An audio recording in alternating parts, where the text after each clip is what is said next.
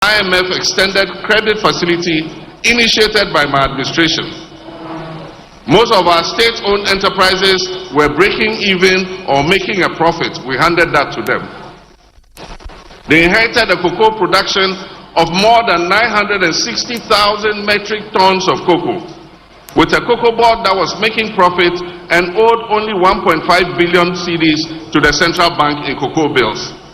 I will go through our 120-day social contract, the things we'll do in the first 120 days after we leave Independence Square on 7th January 2025.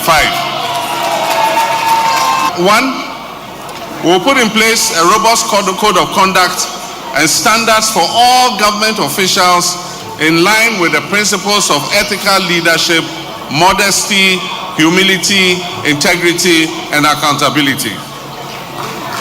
We will nominate all our cabinet ministers for parliamentary approval within the first 14 days in office. We would have named all our cabinet ministers.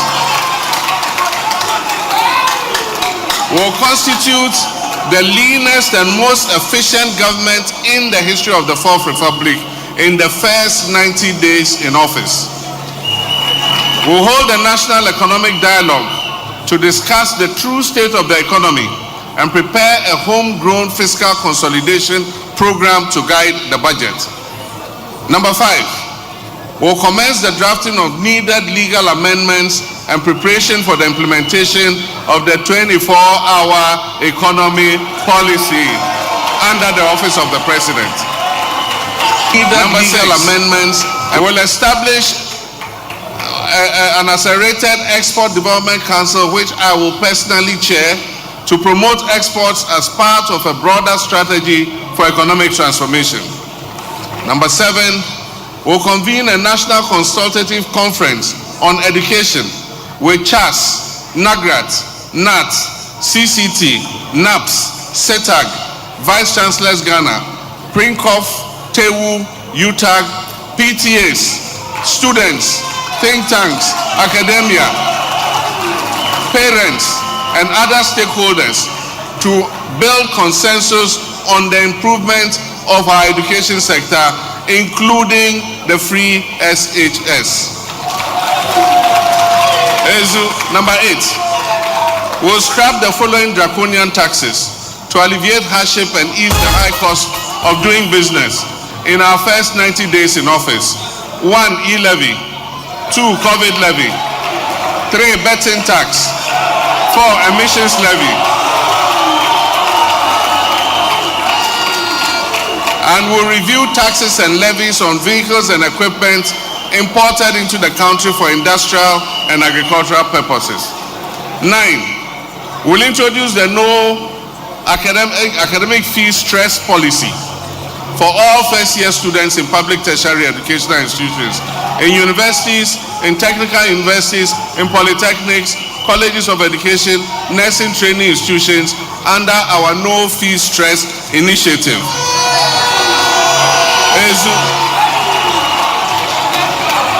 We will budget for this, and the money will be given to the Student Loan Trust. It will register all the level 100 students, and it will pay the money to their universities on their behalf so that they don't have to go and pay anything. It will be a grant. It's not be a loan. It will be a grant, so they don't have to pay for it. 10, we'll introduce the following social intervention policies. 1, free tertiary education for persons with disability. The Ghana Medical Care Trust Fund, which will be a fund that will help the treatment of kidney ailments, hypertension, heart disease, high blood pressure, and all those kinds of things.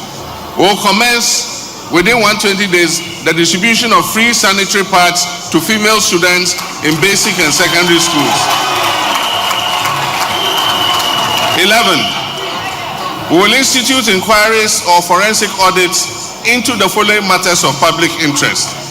1, MPP's collapse of indigenous Ghanaian banks and financial institutions at a supposed cost of 25 billion Ghana cedis. We'll institute an audit into the illegal printing of money by the Bank of Ghana to finance the corrupt Akufo-Addo Biomnia administration. We'll investigate the 58 million National Cathedral scandal. They are under threat of losing their studentship. In Birmingham, 11 of them have already been withdrawn and they are facing deportation. Will you inquire, particularly knowing about the Fourth Estate's investigations dubbed Scholarship Bonanza, about what appears to be a racketeering in that place? And will you forbid and prohibit politically exposed persons wealthy enough, known in society, from accessing these scholarships? Thank you. I think the question is very well. Samson talked about the scholarship students and all of that, and I think this is a very, very important issue. There's nothing more heart-wrenching than taking a student abroad and not being able to take care of them in those circumstances. And I think that I believe, and this is what we are saying, that one needs to, first of all, harmonize these databases so that you have full visibility and transparency. And also, we have undertaken in the manifesto to publish all the beneficiaries of all of these scholarships as they come, so that everybody knows who is getting the scholarships and so on. And again, I've been made very aware of this issue. It's not new, because students have and parents have gotten in touch with me about the awards and the scholarships and so on. So we're talking with the Ministry of Finance and the Scholarship Secretariat. I think they were able to make some payments to some of the UK students and so on. But we will follow up on that because it's very urgent.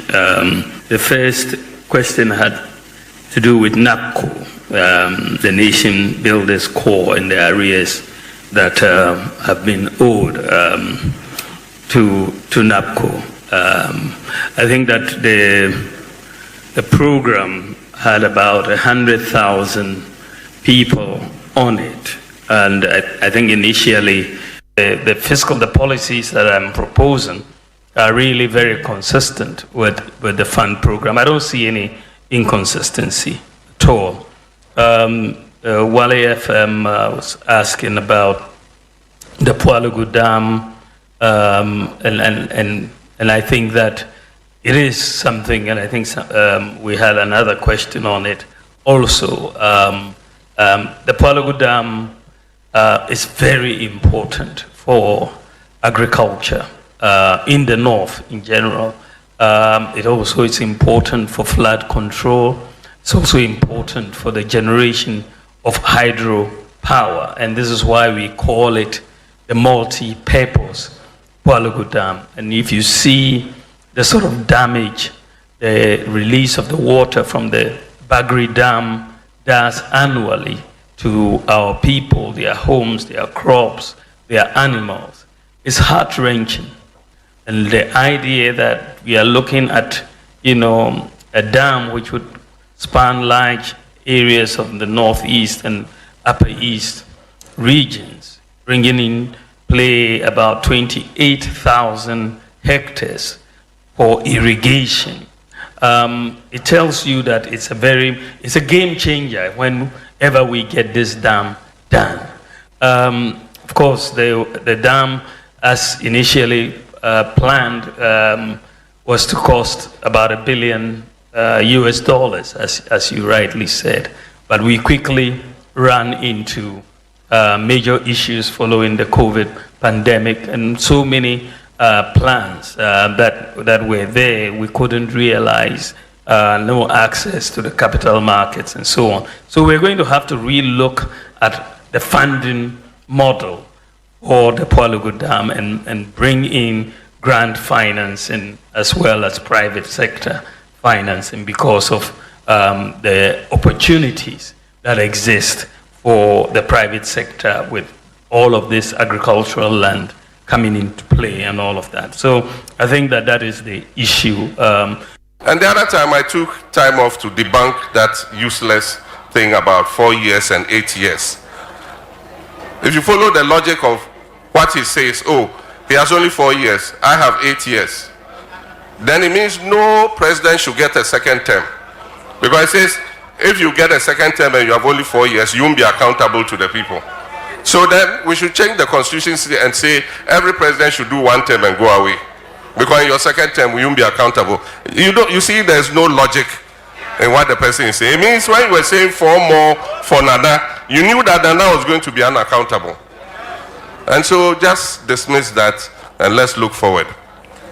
We have solutions for the problem and we have the experience to implement those solutions to rescue this country from the crisis in which it is. Where Ghana has reached, we need a steady, experienced hand to turn our fortunes around.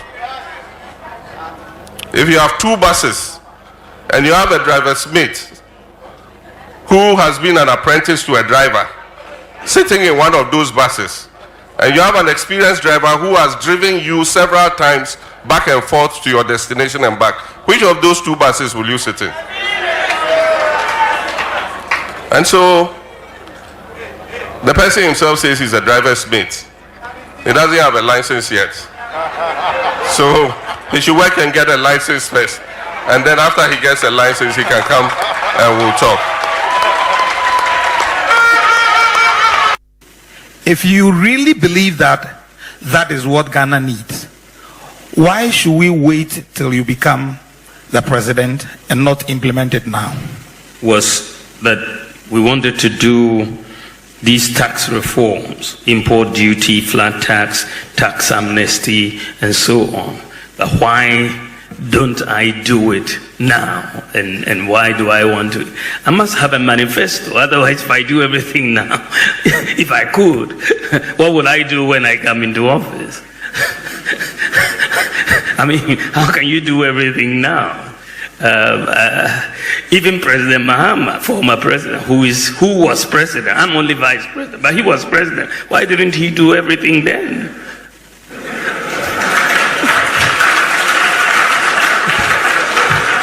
I mean, why is he coming back? He had full authority. I don't have full authority. The budget that has gone to Parliament, which has been passed, is not my budget. Is it my budget? It's not my budget. The budget goes in the name of the president. It doesn't go in the name of the vice president. But when you have to think about what new do you want to do, you come up with new ideas. And I've come up with new ideas which I want to do when we come into office. Everyone who is running for office, whether you are Kamala Harris or you are Bawumia, you still have to think about what you have to do when you get into office. If you really believe that that is what Ghana needs, why should we wait till you become the president and not implement it now? Was that we wanted to do these tax reforms, import duty, flat tax, tax amnesty, and so on. But why don't I do it now? And why do I want to? I must have a manifesto. Otherwise, if I do everything now, if I could, what would I do when I come into office? I mean, how can you do everything now? Even President Mahama, former president, who was president, I'm only vice president, but he was president. Why didn't he do everything then?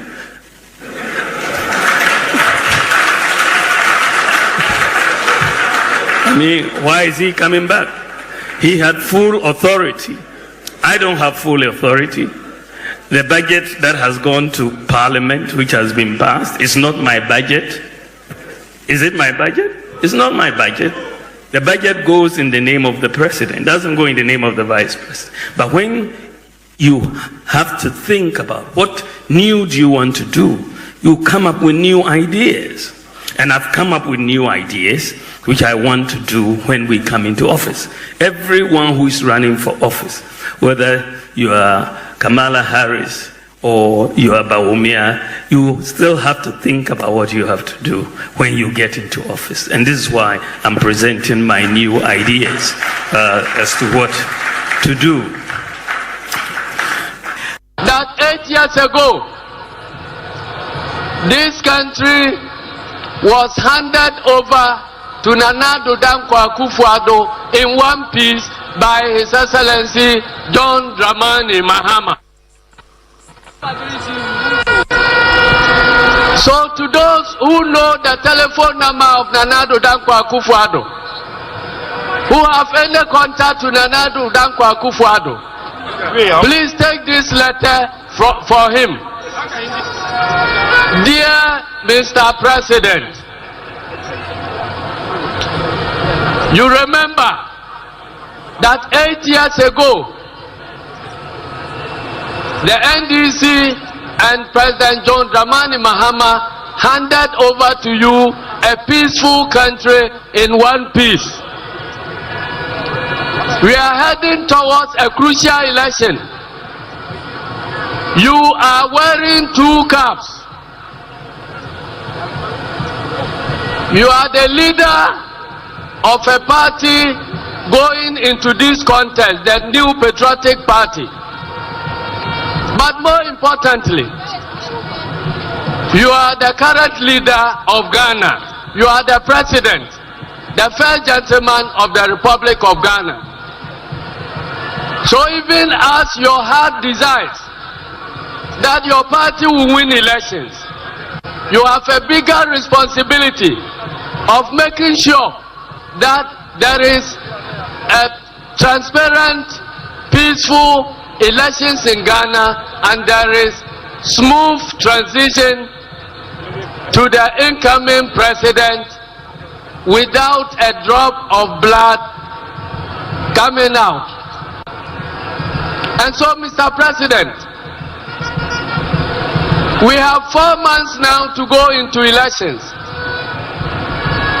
As all previous presidents have acted, we have heard you. We have heard your message on the MPP platform. You are delivering as the leader of New Patriotic Party. We are yet to hear a clear message from you, Mr. President, committing yourself to a peaceful, fair and transparent elections in Ghana, and committing yourself to respect the wishes of Ghanaians and putting yourself in readiness to hand over power peacefully to whoever is chosen by the good people of the Republic.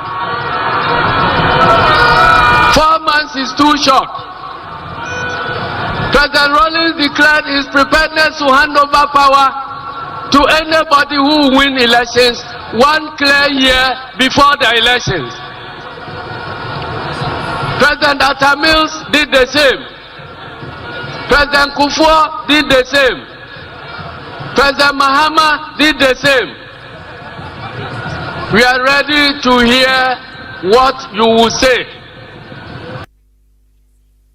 Ekosiisen On Asempa FM 94.7. Ekosiisen On Asempa FM 94.7. The CIMT Radio Program of the Year. Ekosiisen. Are you ready? You are listening to the CIMT Radio Program of the Year. Ekosiisen On Asempa 94.7 FM.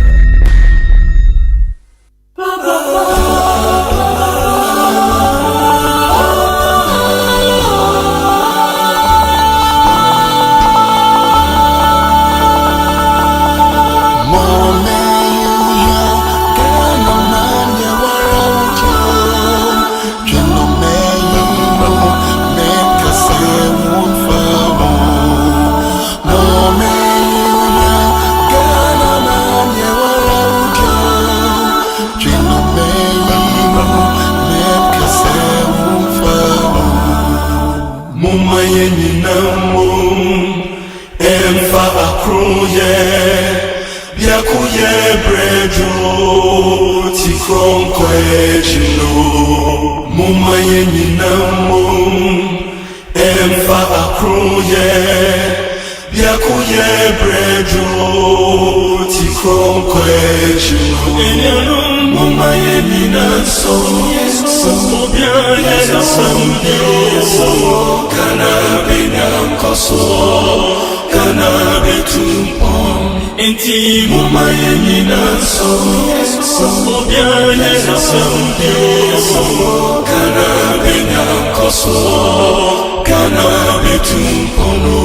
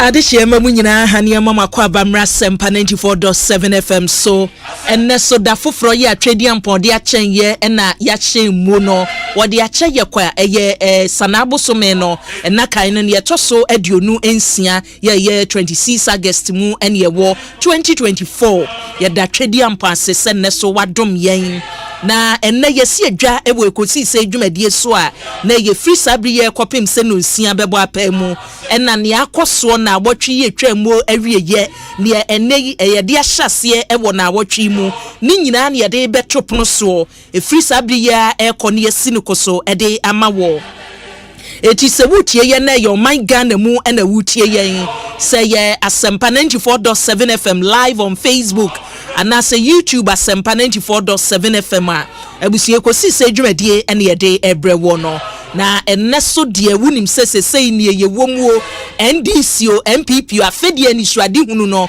obi enya de ne dia ba betudwa omo a manifestos no bi asondem no de wode no atudwa so wati gumfo de no a eno asondem kirabosom ogina ho no mo an wode atudwa se free electricity Ghana fo obi abedankane mu free obi a pomudin mu ko ayasa bi ebe free ebi de ese ne omo tro no basa wo hwe NDC ne MPP amanyoko no wani suade hunu ya abode ye adwuma afimpinu ene aduonu nan abatro ya ye betwimu ya bose Ghana fo nyina so no onfa sansem no abo kan nto nsem ye so na se wo kari na mu eduma won weto asomu a wagina so atoaba afimpinu ene aduonu nan yi sesei ejebo obia de anya betodwa eti akawo Ghana ni akawo the voter wo a woto aba wo a oman ne mraku ni ma wo kwa se ebre so se ye to aba fa kokromoti ko decide kokromoti tumi ye womuo no fa ko kire se wo pe NDC wo pe MPP wo pe movement for change wo pe the new force anase eye egum anase Ghana Freedom Party amanyoko no na wo pe se ye LPG ni ya wo pe bia no enu no ye wu decision ya efri sabri kono ne amanyoko NDC MPP ni obiade etudwa no wutie no agina so ato aba enti yeso ye dwuma ya hye wo bose ye be ya afimuo ne se ne amanyoko ahodo no de betudwa no eya wanhwe ya betie ne yo wonti ase wonte hwe enti ye de wo mpanimfo no ba masem amuka ye no se mo hye Ghana fo boka kire Ghana fo se apomudin wo no mube provide free primary health care e de amagana fo a eno e hye ase afri he se wo ka se Ghana ni bia kochi compound ya sabia bia mu na ye free se wo ko polyclinic bia be ye free se ye ko nketuam ne be ye free na gise ye bedru regional hospital se ne agieska eno no saaka no aye bebo no ye be ye ne se e wo se Ghana fo nya nkyiremu efri mu ena se ye ka che ye se ene banks ahoro ya keka bom ya be ye no consolidated banks ahoro banks bi wo hono mo ayaje wo lances ye ba ye be restore sa lances ni nyina ye de be ma woni a enhyehyɛ ye ben ena ewo ho abusuansam no de bebre ena ewo muo echi ewo sempanimfo no kyerɛ yase because o man kyerɛ yase na sene wo ti ase no fa ne sa nwe ya daachi bi wo gina ho no mo se mummu nkonta nkyerɛ yon be ka kyerɛ se da bi nye sei ne ka no eti ne Ekosiise dwumadie iso no ye ne empanimfo wo NDC amanyokuo no mu ye ne empanimfo ni bi etwetwe enkomo migiri se watidin no ebribi a etwemu na wode wani achiemu ene emrahye bedwam na obayi pra se obetumi awura honomo eti ene ye ne oba baako bema baako ena ebesi adwa ewo Ekosiise dwumadie eso obia ne bre ya wode ba eti from the NDC Obapani Emilia Arthur yene no ebesi adwa ewo Ekosiise dwumadie so wono NDC amanyokuo no empanimfo no achichem wo kasafa sector we ho kasafa sector we ho eti na NDC amanyokuo no gender children and social protection yamami Emilia Arthur yene no ebesi adwa wo dwumadie so watene NDC amanyoko no manifesto aka ede afa emma emofra eni asetena mu yedie ho emu nkyemu no yamami ebedi anim na yede aba ene yeko MPP amanyoko no so emu a MPP amanyoko no so engineer Kwabena J Japan engineer Kwabena J Japan yene no ebesi adwa efi no naibre mu eko wono a senior campaign aide mampani abedi akire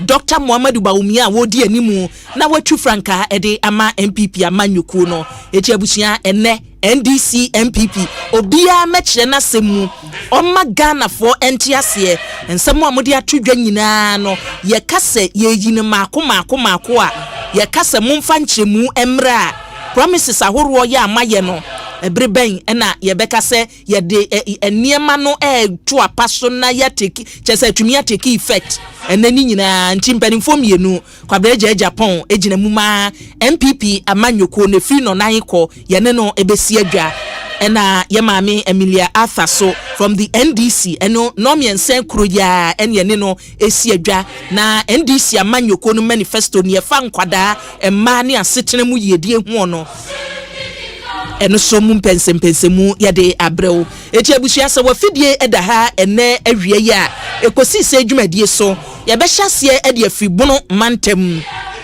meka bono mantem a ye be kɔ bono mantem no na hinkro ye yesunyane team no unsa da bia ye wo mu ane achem na team ni bi ewon kran na ebi so ye de ho ahwem because ya promise mu niema bebre and we have to deliver the promises ye ya hyemo say ye de bema mo no ye bo hye no ye sha ye di so eti enei wo bono mantem no Philip Osei Bonsu omanhene Kwabena Sante Dominic Isiebo a omo wo ho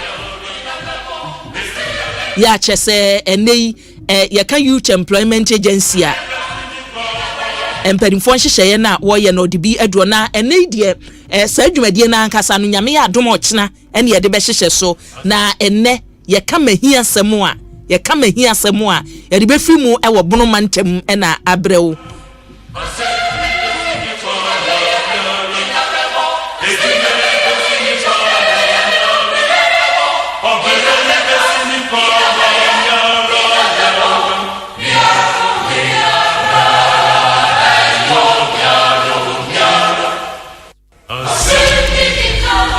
Abusian bi din e de akua aboachiwe yadomo fremi ebiwa emejo so yemfa sedam manwuma ebo yechidom awie yama yede ekosise adwumade ebrew adaroma Tridor Express 4 eta yechi ya ye kan se eniema se yede niema e mane pa ehefa ne ya wode ko se ye English abrochimamu se ye US abrochimamu no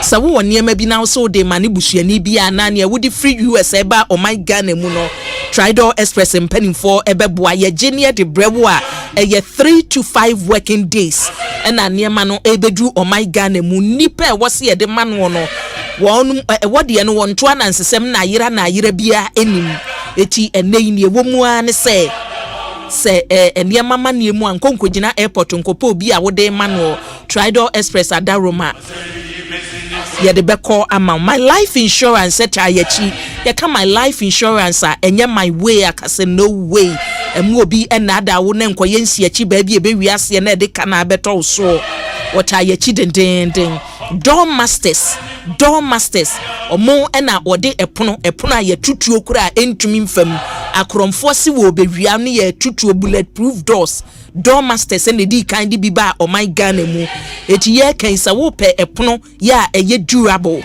epono ya ne quality ne ye ka cho se we eye papa door masters adawroma ye bedomo Ecobank Ghana eta yechi wudi usike sie na wudi sie yi a Ecobank Ghana na power jet batteries and the battery wudi si car so battery car kese car ketwa commercial cars ahuru nyina no power jet batteries na gina mu Seahorse engine oil ni edimu enono ena Franco Trading Enterprise eta yechi den abusia enche enyuma eta yechi ye beheda kom na ye de wonsem no aba mamena producers ase Dominic Isiyebo akwakutum Bengazi etechiri Mary Asiedu ena ne wode matum live wo Facebook eni YouTube wadwenche no ko Facebook ana se YouTuber obetumi edibi atwo no mo medical edi ato wanim se ene ye hyase eye bunu east ene ye hyase edi afiri se ya chichem ubenya hafu ubenya bunu east etimi yenko bunu east na ye capital dia na se chechiman no eti yenko bunu east region Omahine kwabna sante Philip Osei Bonsu etechie den ewo ho no mo mame nko na yenhyase emfri chechiman Philip Osei Bonsu ewo ahmaso obi ebe ya netisen adom na mo so adom ya bibi aboko mo dru chechiman no you sunyane yeah ne say stop over ewo sunyane se tie community concern and me here some segment for some time now they focus on sunyane issues applying homes the state of infrastructure generally no regional capital sunyane a matter of concern na was a stop over na yaidi and the amount for the messages about me say former Kotoko CEO Jarvis Petra, he's been on this advocacy for a while. Acquiring a code home, any library, Usunyane, ha stadium, Usunyane, and so many between. Now, say, I see. Na ye boy any call money a chef than your money is na ye chef you bet me about regional minister so they don't know Eddie home community a stop over Usunyane. Only Usunyane so there. O my hene kwadana sante. Maybe to know actually papa and told you Sunyani inside out. You don't know all tre obi yam faha yunga chawe and to me see you not me idea a take care of me kakra was the state of the high court complex I would Sunyani.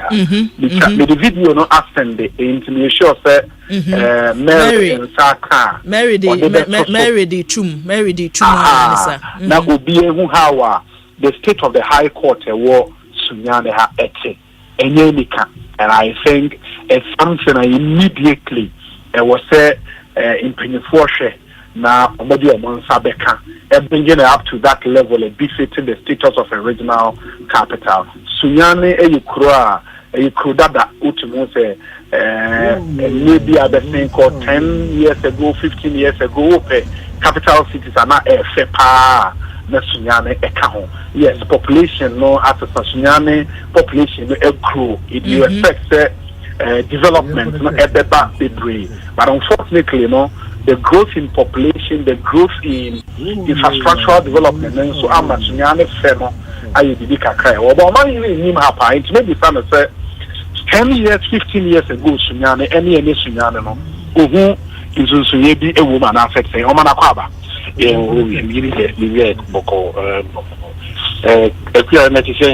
Adomomai obi kan yasa wo yimi afiri mu wanze me ya wo misunyane na court no a wo ka no oman ya de atwum live wo Facebook and YouTube me ya wo meketwa wo sunyane me hu court no ebesi ne ka kire obi say me say no me mere wabomu ana me we court no say ne yemsi hu no saa na che exactly say na che say wo hwempo a oman yenshe danye tax bi kura say yemfa saa tax abo de bi kura nye court ho no mu eju de atwamfonyi ne maye wo na agina ho nti mu ntwamfonyi ne maye. So well no green obi question obi say no because me who say research and I am really honestly I'm confused. It's maybe you not think I even think I mean say research and I have this time for no we know o my we had here na we be net brofu ntu the farmer na bi say research ni upgrade no de here na ye but it's interesting say that's what you know social media has been flooded with either resetting or upgrading and in another dimension money and munyam for ya mama Emiliasa ama for ya papa Kabreja po e be din komo na wi nti yes ya krab ya tell so ti efe ba ya be 200 they say will be kind court complex or the funina ba it's very very worrying o shed dino o she muno and say the hoya bia na sitia o yo nene mi ko doesn't befit yen yesu nyano na yen especially now I know to me na brane from Bono East and a half. If you check it, almost PDR because we look up to Shinane at in a half and Bono in terms of development and infrastructure and all those things. Number two, the regional minister's residence, almost started innovation you order. And another regional minister, you got told in the and a Vienna, any situation about a core order. The who say, Sir, building now, you and I'm a chair, Miami Erikopuku, and it's uncle free na Edmonton, and the state of the place, Namini, and the mayor PD to Oma Mena Toshi. So I'm in charge there, Pacho and Tempa on the facelift, the residency building, a such another worrying factor. I got a Japadi in the university. If I the pictures, state a woman. You'll be amazed. A hard year and Casa. The other says, and also say, Emma Matoshi, under the domain there, on to one. When I say, I buying addresses, so whoever I have a responsibility, on Renon to one or more. Again, if you train a for Basunia, town rules, and yet Papa, Aquino, and Cheddar and Kuyus, Abyssum, Anna Bakunia Ba. Nina actually Nina Equano ahomti ye pa se orchestra and the pa na heard the Ekoswa ahomti. Fortunately, who say a regional minister because we are going to casa family on one casa in the office styles or more share in ano or man top papa a breaky when you know if it must be done. It must be done well because say a year you must have Bocasa review and they increase our cost. So that the no minister between it's very worrying. Cars be on the time more reception or I will say pam and papa. So as I said, the message energy minister which very much and they talk should be also And it's Obama say Bonsu I can confidently tell you, say all is not well.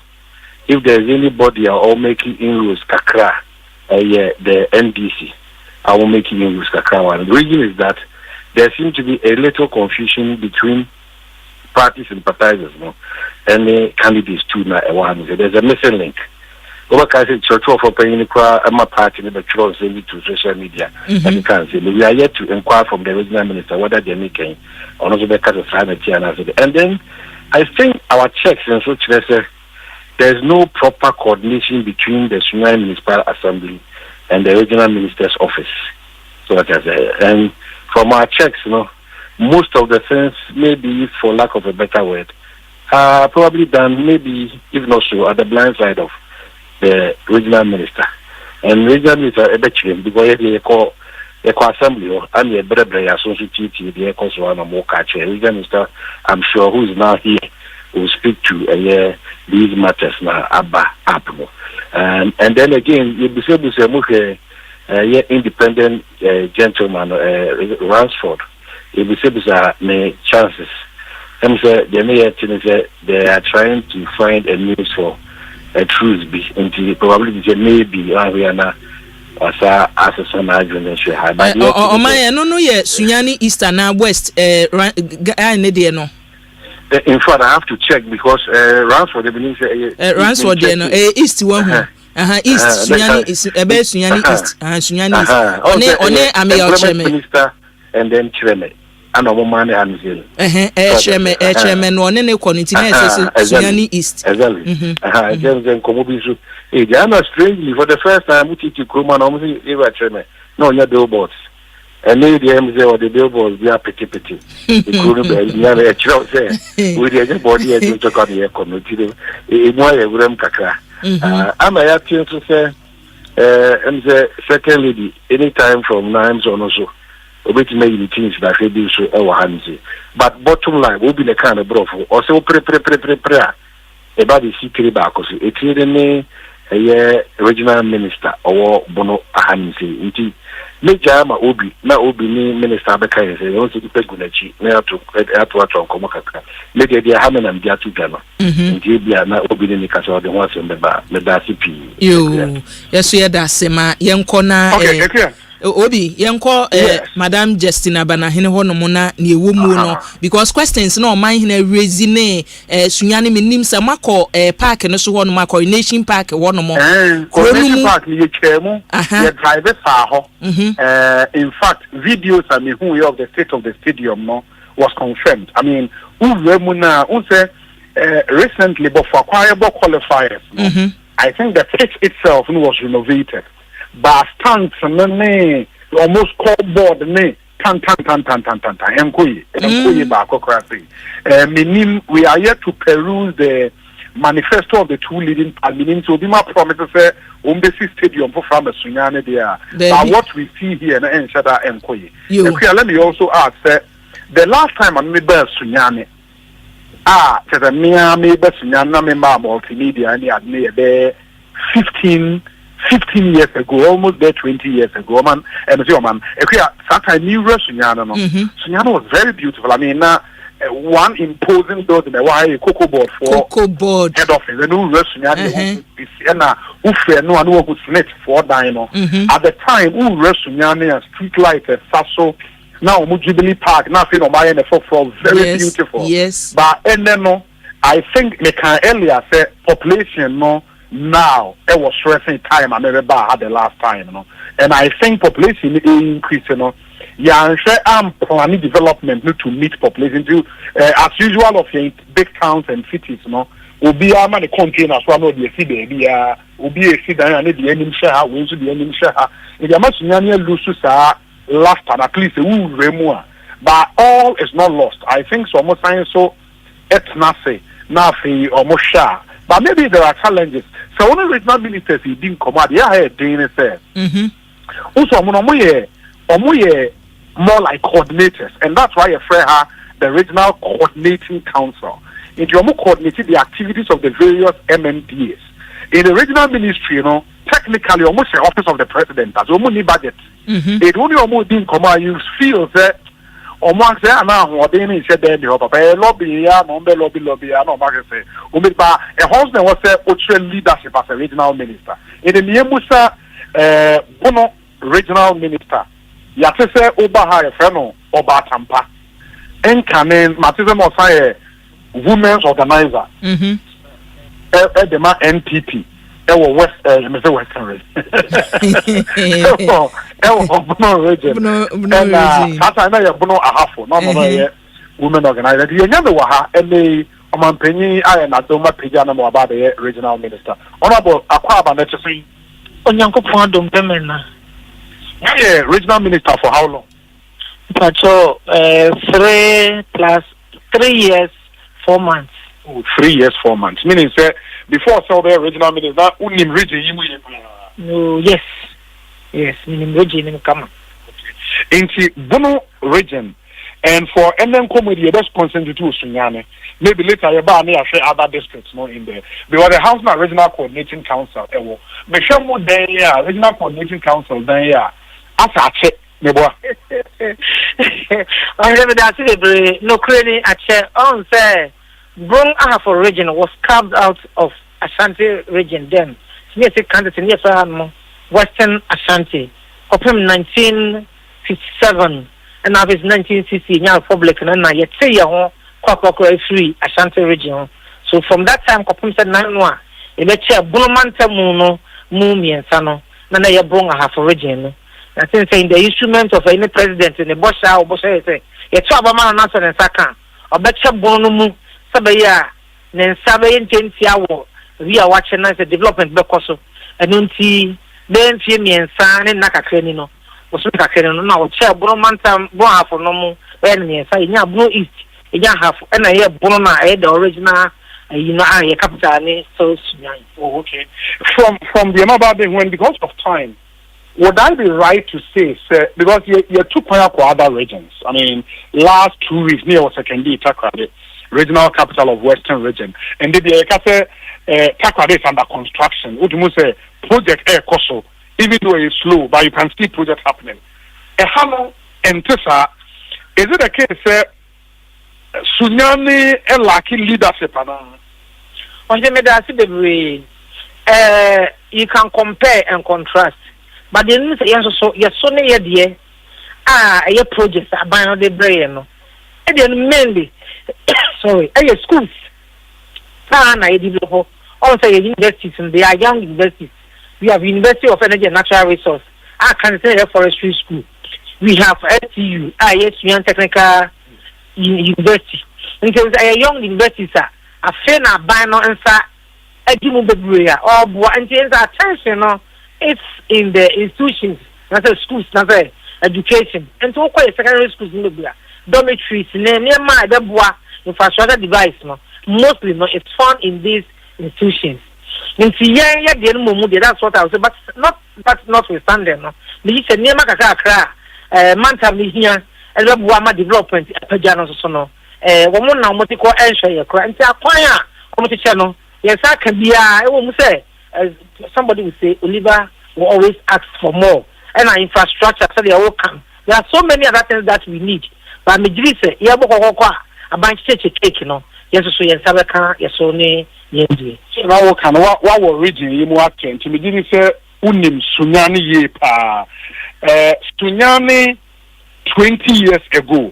Any Sunyani in the Sayu. Then I made that the Sunyani 20 years ago, so they were only population, no. And they baby are you enemy. It is not say oh can then be one more and I did 20 years depreciation at the canon. And so like you share Accra, oh no, you have the length of Accra. Now your highest building in cocoa house here, a 4-story.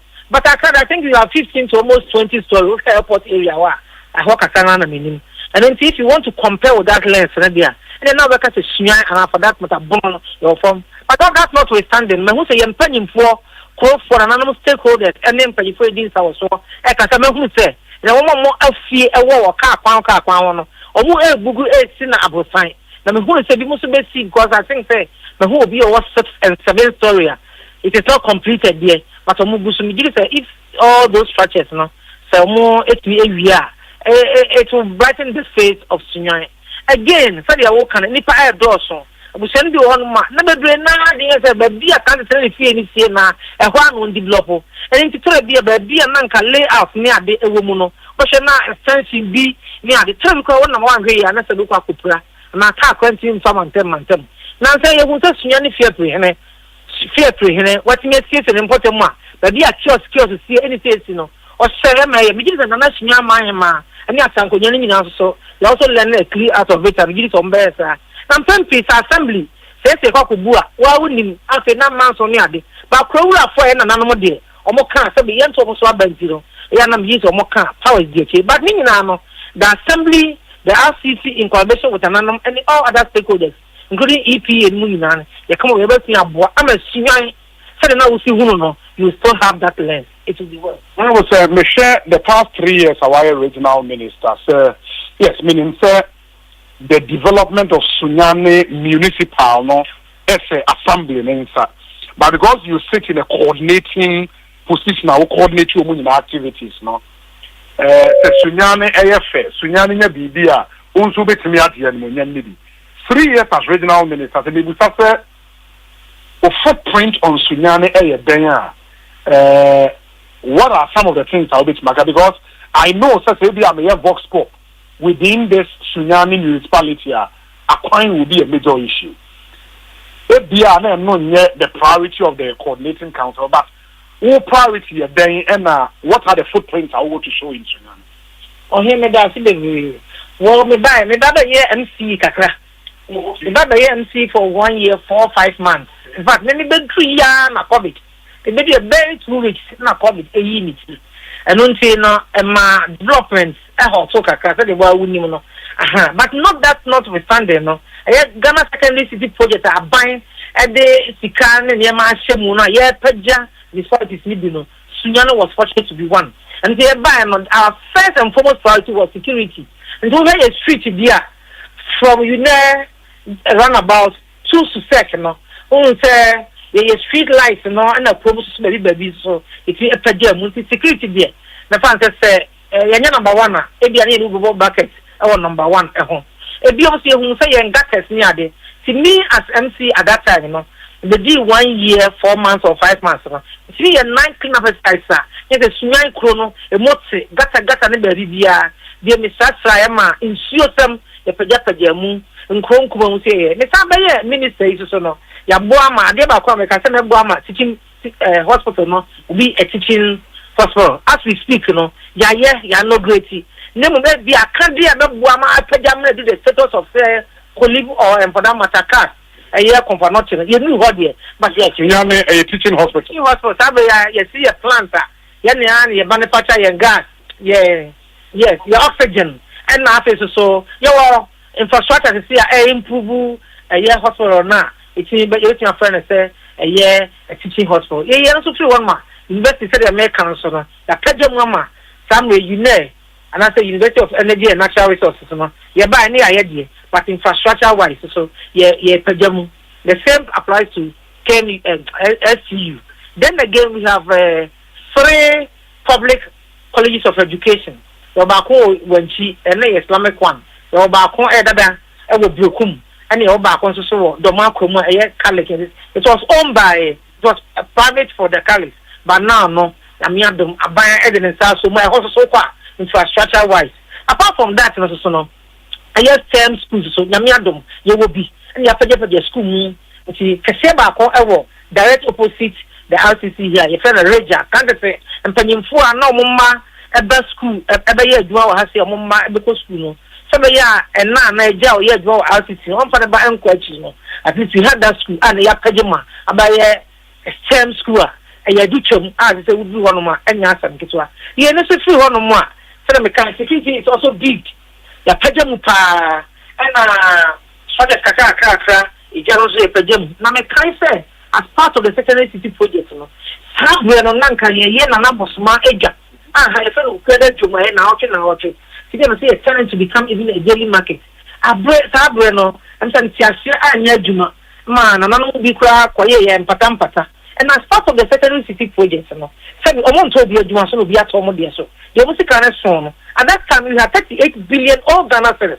And the Babeta Jano. And Tafian Yedwana, and the assembly no Catasana there, and ye, Putogum, and the Shugum, so if the market is of Nigeria, Apanya LED towards the market, it means Yamiadum, it says a be Nippon hotel. If you want to man, I could see a magazine Kakra, I could see Nanabos Megan. So it's near in the Kama, a year, and also a bit light, so you don't have business can go on. In the same vein, no, Suyana itself, no, the Central Business Center, so Yamia be a Pejamu, no, we are quite a dear. You will say, I buy a better can Amma, fine, dear, no, not to one among another more train, sir. I buy a child, did a summer so. What move, Namuan Casamaya? Medasi bebre akwan de no eye kwantempon no contractor or ye became akomada de no ono na oye de ye bekum jejire to sampa enne ye contractor na assignment na kokora bia ne foreman na beda me kwa me divu no ba bia me ameti anya ma na say residency mo small e bi commercial o say emuwa enne nyame ade wonya a place e wo bekum a o ka cha me say come next week. They are coming around or measure EDS. Now, Chromo is young for them. There is a one more rose or one home day. Naka Kuto Chrome, Senior Koto Chromia, Matra, Etachmaquano. Nay, dear woo, nay, a fire that said, dear woo quite. But Yamia Dom, your name, Penifocasa, and a mother boy, I'm a Sabri. One part of the road, no, a free a barracks, no, a Kokosi, Koto Chrome, what one part of Sabri, a maybe I was so. Then the road LED from the RCC to the prisons. The Kokosi beer, Quanasono, or what's my minimum Casasa boy. Nanka beer, etc. And one day, media, your factor, no, a region one on the Yamai, as we speak, no more Enyanye. Again, a year secondary schools and a tertiary institutions, so you find with your own mark and so home, but the College of Education and Sunyan Lesson College, you know, Sabi or Somo Busua, Midrise, or Mashat, you know, you buy one juice or making up Buama, the account, so get me high. A BM, a GRA, behind GRA up to the Senior Municipal Assembly, no, I want to MC also, or Bon Home or Dia, also, why and what the EDWC, a Jubilee partner, so who said also, or young hold back. Okay, minim, also what's next in Yana Hada. Question do what I mean to me, Musa, I prefer the Busa Regional Minister, so I'll be tomorrow, Metiana, maybe a Busa Regional Minister.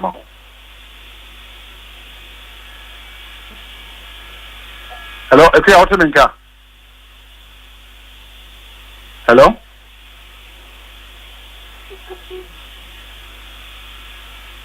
Hello?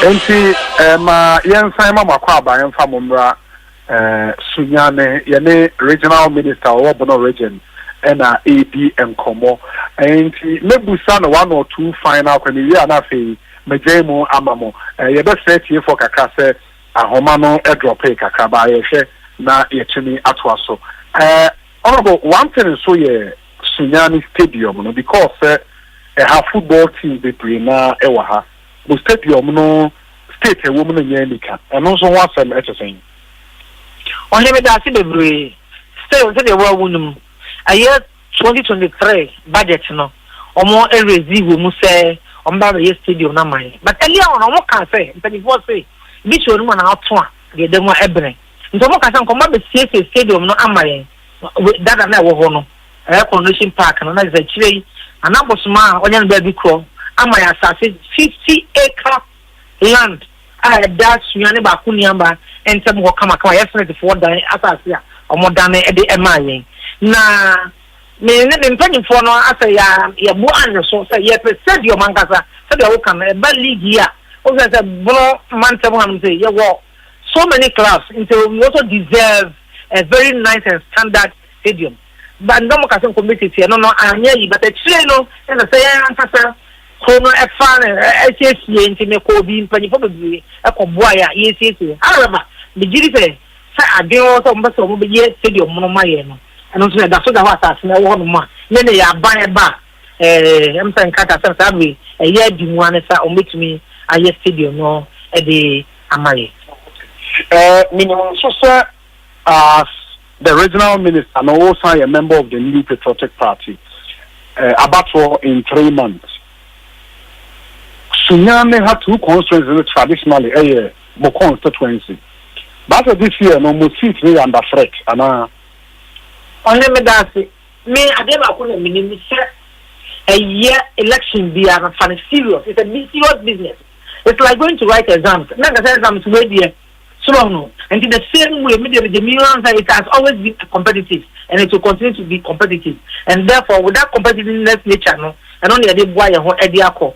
I will say, Nanka, you said that say an independent candidate rising up, but it has happened. Maybe I some BSC or A, no, someone in Nakasama was step down. All right, and so forth. In fact, now I'm sorry.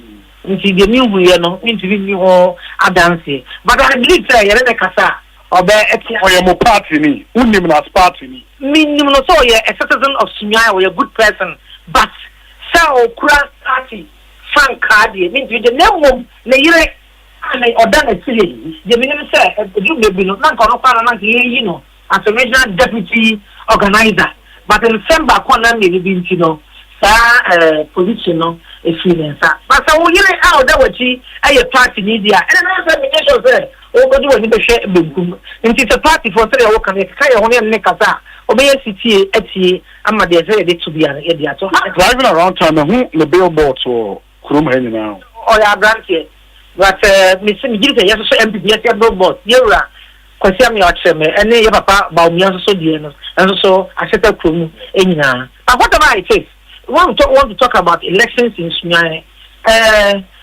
me so na me ho ye be de me say I'm be sure the one munyam am MPP ye di nkudi wo ku do say 2 seats am am bit mama okay see that so ready amen wo am intelligent among meaning say question for bi wo ho dey a obetimi ebusa no who say chief director so ewa meaning so better say obeka and not say exam bi okay only me that see bebre MPP no be share man for come to say obi o bono hanu say or prep school to be a medical school e will go UDS say o free grow there now without the certificate in kakra but the some catch the pass I've got yes more practice okay yeah say exam more practice so more rate here na bon ye ya koso but this year you share exam see both the practical and them no can say I'm pay me for around so kakra almost social studies me can't tell the environment was serene and the BVR the napamwa Majority come this year the result that will come no I don't think any other institutions will reject our candidates you will visa you better say ekranti you be hwe na ye de asie nim say na mo interviews akese mi no a was say mo ye me ka say Make us say obi near Madam Emilia Arthur edu ha den. Na ansa na ye beba no ho no hwe oni minister ka say message say ba nyina ye say the leadership ye wo sunwane no ena omonka mom enu nti na mpuntudwuma ntumi emma ho no message say ba ye social media platforms ahoro no echi say wa obeka ye unsa wo sha se o kan bibi say ya tena fidie so akasunwane asem ama mpanimfo bi kura efiri ho no mo e de omano atumu akyekere empuntu a emma ho nti regional minister say omo problem ne say leadership no a ewo bunu mantem MPP amanyoko no regional minister regional chairman and then abantie ya ye ka say wo te ne hu because nkasa nka mom ne ba obi kamenyi ni say eniema ni bi wo ho no mo anka ye behu eti regional minister center wantawa ben wo hoda ben no musiesie. I think a very important question the Webusana Equia. In the Equia Ebusana said messages are ben say Sunyani for Philly say more amuye leaders in the region in Kabum Indiho. In between the regional minister, the regional chairman of the MPP, the two members of parliament. That's a Munin Kabumu Amodebeksheni Homa Abasunyai. What can you say in the battle? Well, here that's the way. And Kabumu, the immediate say, Sani pa for your boy, Miamini, Abronye, Kwame, Abronye, our regional chairman, the Sunyan East MP, Honorable Kosiami or Chairman, Sunyan West MP, Honorable Bafo Ewa. Yenny Pana, in the sure say, said that Ewa problem there, maybe perhaps, Omoya MPs, no, Omo one climb more, say Omoha. Maybe so bad, Eddie, I remember back on Baba, consider our sign up or Aquaton the Jumato. Until you know your time, she and me or Enkitan, but not that withstanding, no. You didn't come up, and the year, no, can say, your second lady, Her Excellency Ajia, Samira Baumia, I honorable and the chairman, Akasa. I know players also, they call schools around, no. The same call a year drip for no, you call lunch with Yano, honorable Bapo, or Yakasa Kama, Sammy Million, I born on Naya. Yakwa airport akwa train the rabbi yadi na His Excellency Dr. Mahmoud Baumia na yere obapa Samira I say di kasa kama the other year the day be sia no nkoma ibe die ya plan ni nyina in the face of other people no I want to say be answer be na dia me chairman fie and answer be na chairman ete me residency and answer be MP if you don't know mo ngru no sa so na say na chairman no ko school or yellow na nkra be no na me na so ba me nda bia yesia ayaya yekobomu nanu fiada badu mai na ejemu yakona ye pese be kan kama e yedi sikale shemi se me ko bonsa na me de ama me chama no akasa esi me totu ko actually be madam even I'm the original minister but me you ban traditional I give the money to him to do the announcement me tie na tree honorable Bafo Owua Kosiami actually ye kabomu nanu sebio oni aketo e kan chegu ye nya na kabomu ayeboa ehwe na okida ehwe na sie die da ye de che you see consider or there sending message the one to me Emma one-on-one he sends message so I think that in the face of one or two other areas and now people think say the separation is there but I want to tell you say it's like a magnetic force we are together. Okay if you meaning regional minister no ye question no obi ma yen na say eni omomfa prim puntio emra because akuku dam ye free region honomo from the attorney general to former health minister to the current labor and employment minister ni we nyina no enko papa obi enko papa do the fancy ni aka no me that's one one kind the action now you ever find the actual later right that's it ebusia Philippo say Bonsu eni omanyine kwabna sante na yache wonka e de afri buno mantem no eti messages ahoro ya mode aba bebre na mode aba ba na maka che mo se enwuma egu ye pono so no edoso ena ye ne mpanimfo mienu from the National Democratic Congress amanyoko no emu no ye maame Emilia Arthur e wo fi ha sei se ye ka NDC amanyoko no emma ye ka se nipa no ye loyal to the party wo be hyasia because mimi hu no sa bre na ni tinwi nye fita na ni tinwi na nye fita sa bre na locks utimi se oginamu a enekura oginamu enekura ojem the difference a ne say grey no na aba but ye maya tiase say grey ne ba edi nyansa edi nyini nimdeɛ na de ba mo eji abusia sɛ wobɛhwɛ live Facebook YouTube ene ye ne ye maame Amelia Arthur na emrahye badwam ho de mesrɛ mo ada sɛne why na dwe so obewura obi no she is one person a okona anye yi a no wasa akɔ back on give up easily eti ene ndisi amanyoko na yi ne sɛ manifesto nu anano wokenkan ye no eba ne fa emma emmofra ene asetena mu yedi a only this crusade no me say e wose wote ase eti enei ofie ha ye wi a MPP amanyoko no so e wose ye kom na kwabena Japan so ebeba na MPP so de no mo so de nam he omkra de omawi asa ye media encounter nyina san de atoa so enti abusue enne efie ha adwuma eguye so eti bunu mantem de na ye wie no echina Philip Osei Bonsu ni omahene kwabena sante betoa so from Bunu region no ombekọ Bunu East afi adwuma guye so pa na hoso de no ye de abremo enti mame ma ye mame akwaba na ye nkaja enwum na mehwe se enwum eda nanimu no how many pages ni nyina Auntie Amelia Arthur honorable mame ma akwaba ye nua former deputy minister na region no was Eastern and Central Western yes Western na no me call origin na me ba na me hu billboards no wo de na che say esi ho na banka ba akoso de esi ho MPP amanyoko no so candidate me hwe ya na am say hey mami this time so agudi amem constituency ne ye he shama me kai papa Sifil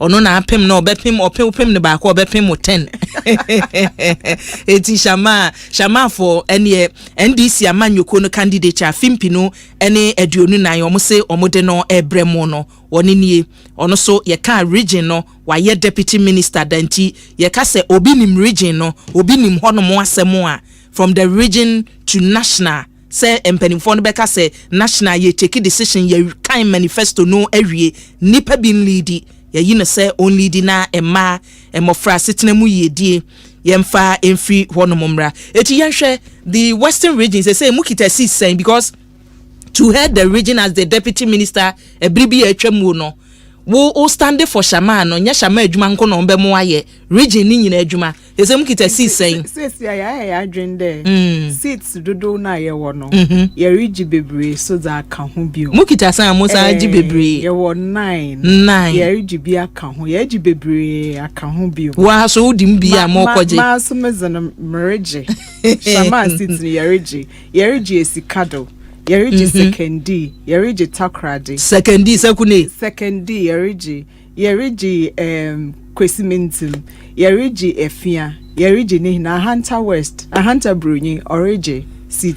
Mujidi so. Yeriji. If mutimi ka beka efia ka kwesimentum, beka sekune ka ho a. Na say mo force na mo de ko na emu eden. Ede force. The best comes from the west. Yes, I know the best comes from the west. Na yedereba.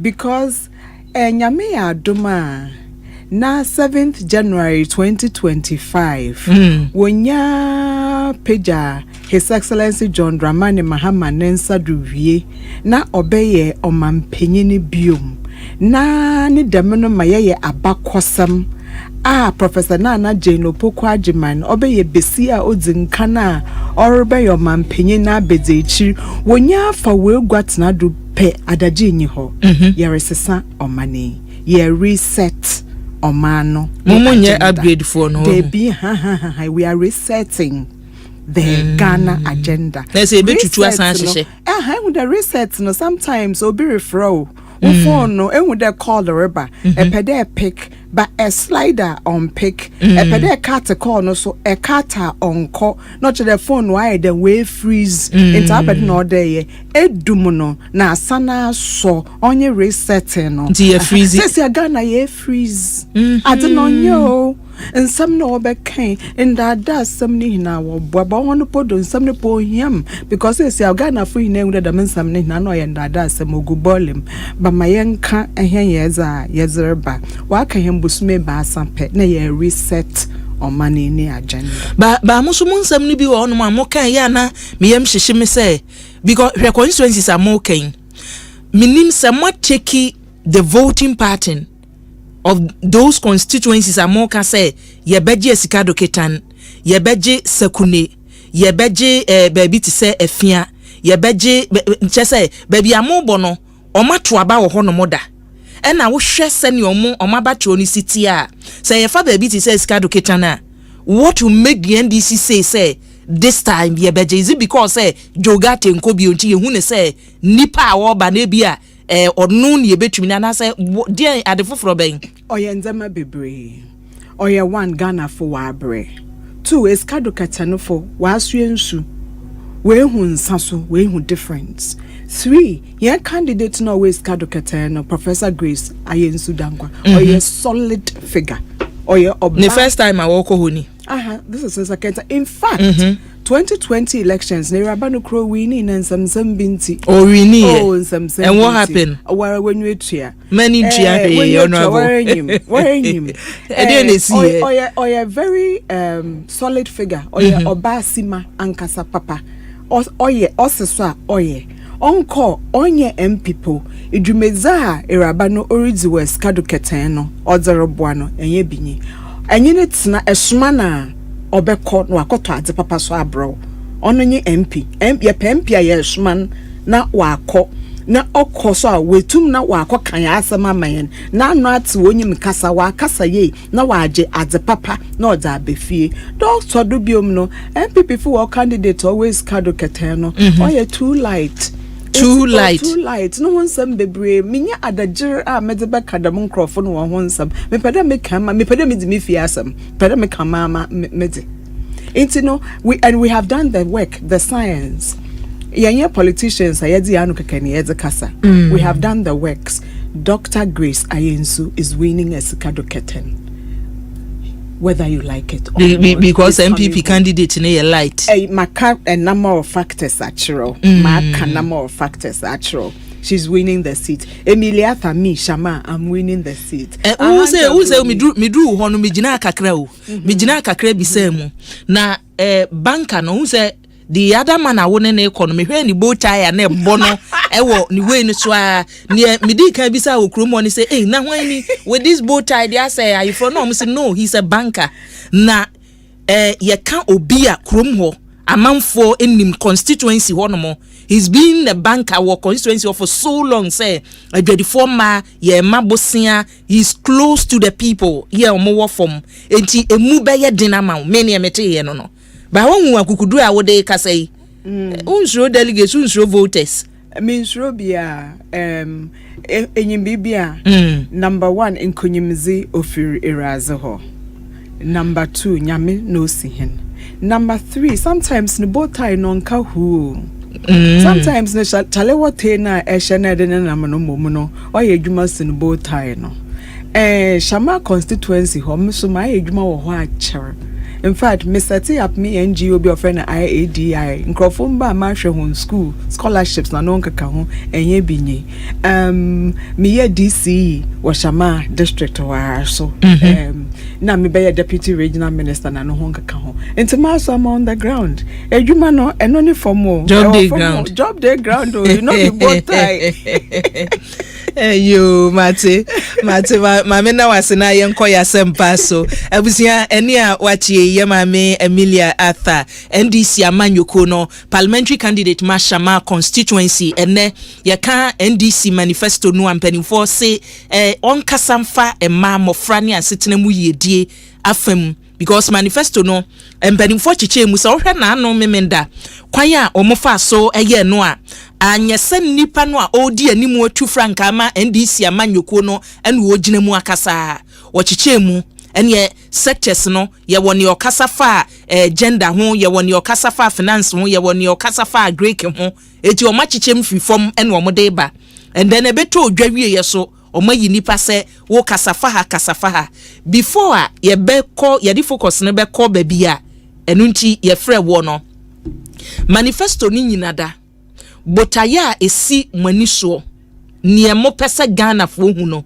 ye fa ni nyina tofa because me ne minim ne se emfie nan with your candidate amodene kono mu wo mfie nan enye na no mo kan me say eno so resetting Ghana yi e betumi di mfie nan ya reset Ghana na niema bebreba ye bobo so isu yatumi aye mo bota ye simani so ne sen me da se bebre yen kada yen tumi yen ye ina so bia so nyim se ye beka ya Ghana fo se ye beka pa na ya manukwedi abaya afa ye behu de His Excellency John Dramani Mahama emfi anani bi no benye no di no dwumedza odi no odososen ebinum hon emfi awotwe sika abro no bay no onyen oswasen sika ebinum bay wo benyen nanso oye impunzundwuma ankasa ohona wo bay wo benya kese no wentum aye no mufapo ono nkoda nchen 2 ehen NDC Hien ideology only social democracy. Trade yedwuna obia ho. Obia ka ho bi. Enti se ye ka de ye be ye bibia no kwere munyin no ya ada ye be ye. Hien manifesto infia nane manifesto ma ya to ne zinenye de resetting Ghana, jobs, accountability and prosperity for all.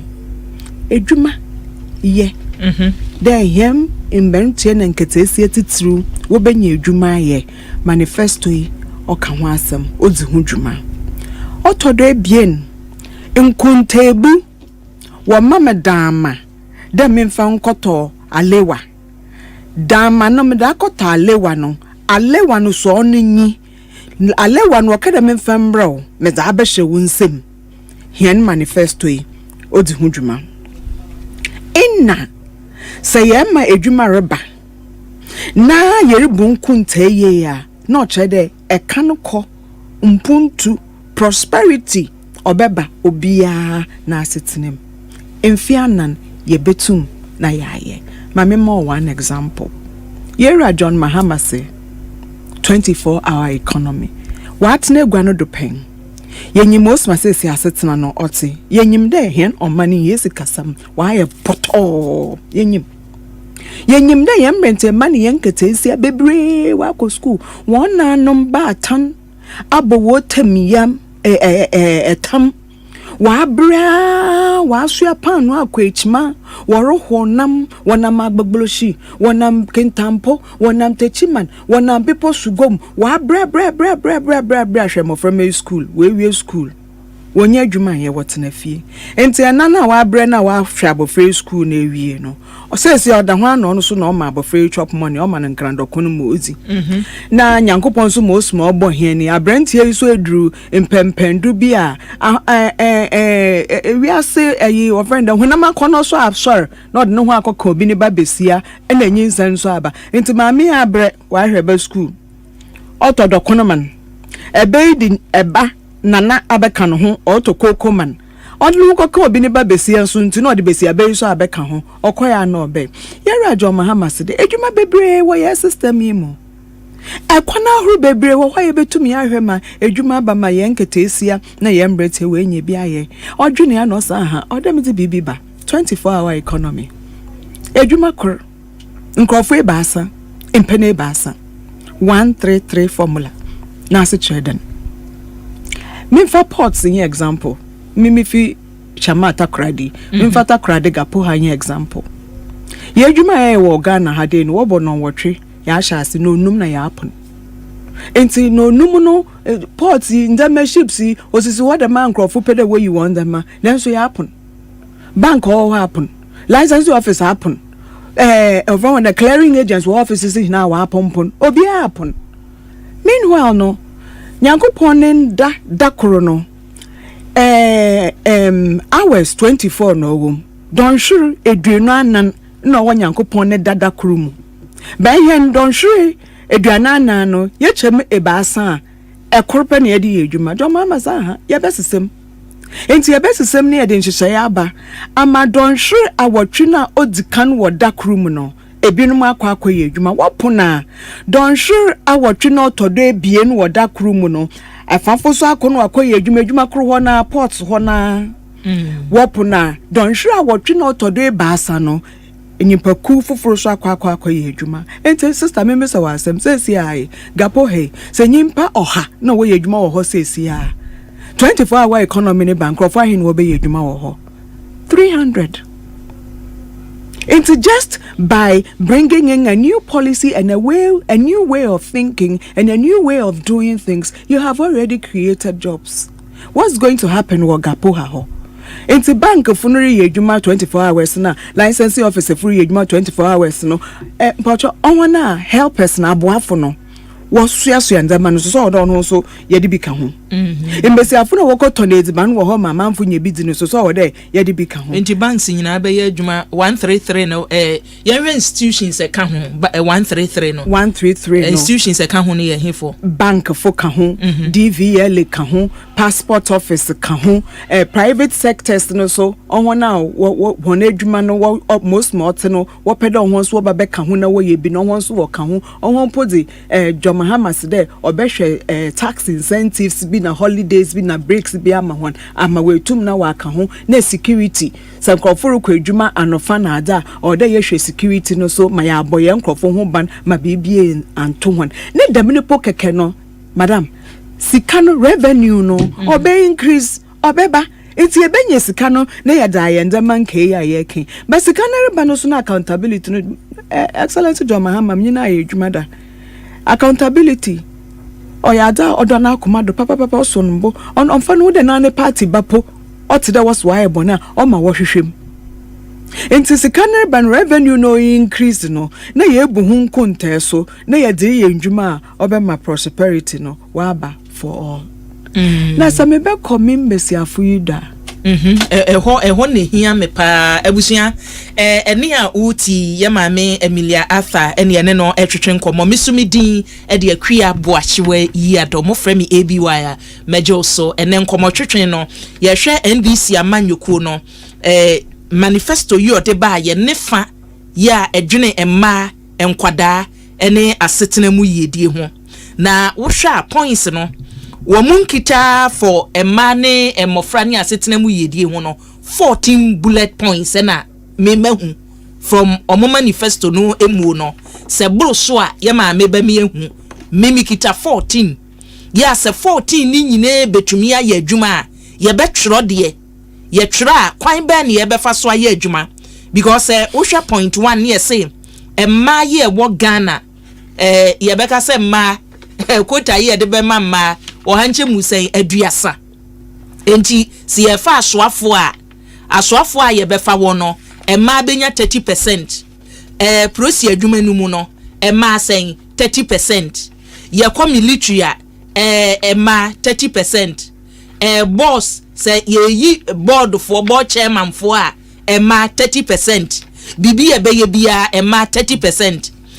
Professor Mills Abreso man quota na ye say na no na ye 30 and 40 30 no awu ye tumi achieve ye honorable ye achieve bi wo baby baby he fa na ye tumi achieve ye ma ye hu he fa na ye tumi achieve ye ye tumi you see well, let me put it in context. Okay, enti no say ye ba emma na most of the time no brofumu no the committee no and I say nia ye kan wasem no gender na gender no nkrofo hu gender ne say emma debi gender nye emma pe gender ye emma ne emmema enkita hudie a ye di gender ye adwuna ye fa enhyehyɛ a ye fa banu dimu no ofa mbenyin na mbesiafo ho no mbenyinfo wo hen na mbesiafo so wo hen enti say wa bane there today one of the things ye rajo mahama so obeye a obeboa mbesiafo mbesiamba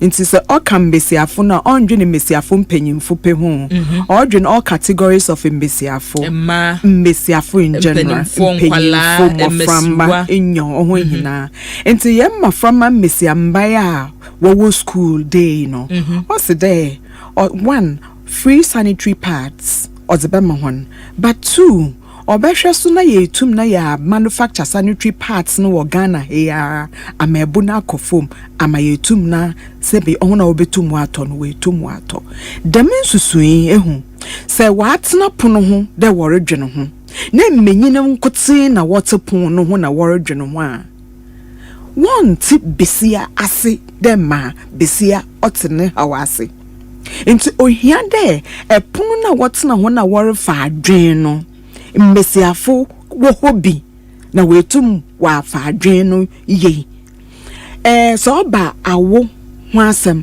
today manifesto yera jo mahama say sia mmesiafo ye hwe de be mo 4 months maternity leave obi a wawo afa no ho afa ne ba but enyo ho nso pe ye hwe obi okọ awodo pa one son osan na chirbe fie ba wamfa ne ba mba ana bi so a ne mbre anso na ba ne pone da mmesiafo na ya no wo how bim emotionally bi mo ho so wo de ye hwe na ye mo hon even say nsa kamba no sa nsa nkamba no ye ma ho so leave ne be ekuya sa owo besia entina epono no ho bia worry ye dem discussion na benyimfu na wo ho no enye mmebia na wo dem tema no wo dem atenka no ende we nyimpa bonefo wo nyimpa bonefo but until besia na ase dem ma besia te besia ase into no hia de se wo tena baby a wo refa adwena benyin wo ho a besia wo ho bi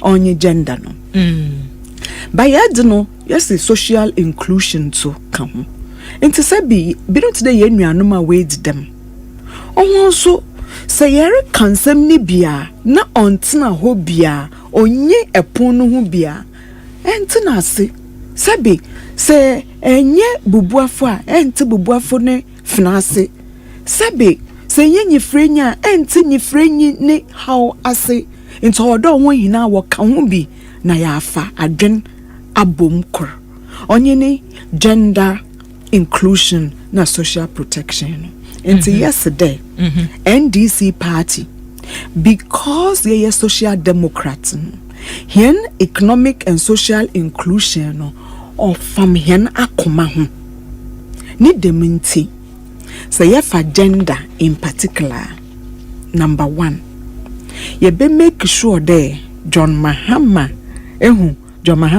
opemesiafo asem ye because onyimde mmesiafo na waze omani senyimdam omani hensi kasem no mo wofa ne informal sector no a ono na omani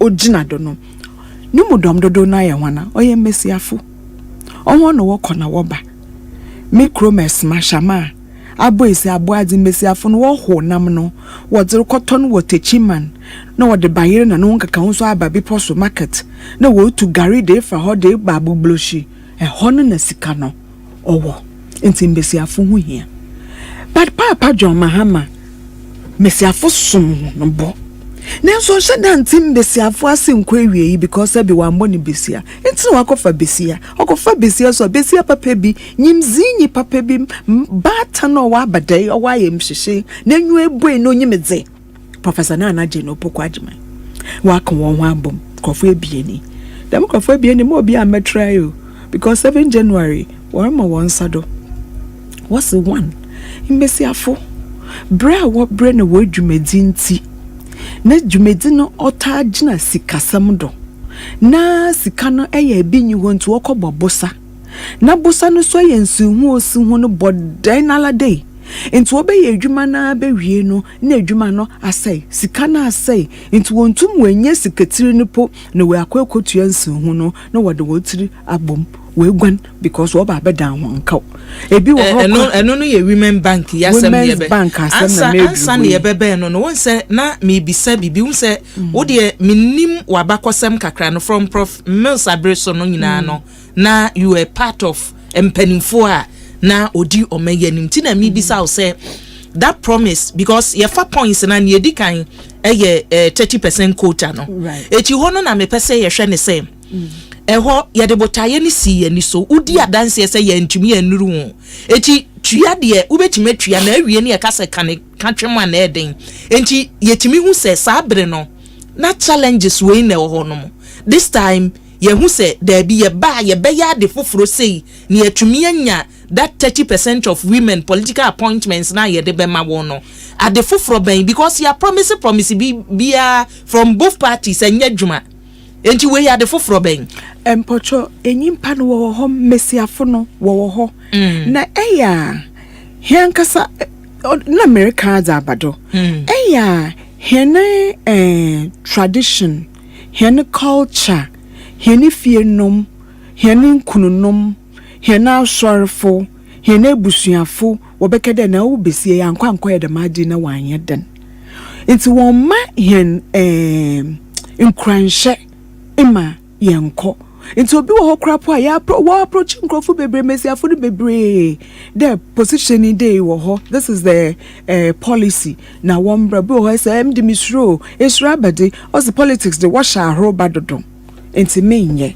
enkaya ina na say ya wo professor na Jeno Poku Agimani din anti ma benyi ni bi kekan enti say where when you anyezna anhwe ya na engina badamimbri ye wo ma mpanyimfo ena professor na Jeno Poku Agimani is leading the light or treyende mbesiafo wombra ekaya 2020 ni speech lokade oye besia wa webe abu na wa fem na abu no ofem no wantum odabu no mu return mbesiafo nke da honso wombra na wombesen na womfem enti ye wombesiafo bebre wo ho asesia no wa treyende wo examples there ohun wa ya ehenso ye betumi aye ohun na wo mesu betumi aye that time no na opportunity no e wo ho no mo ban man na mo anya ye nya bi because of ihu na isro ofam politics ho enti mo appointee e mani bi mo reject say omo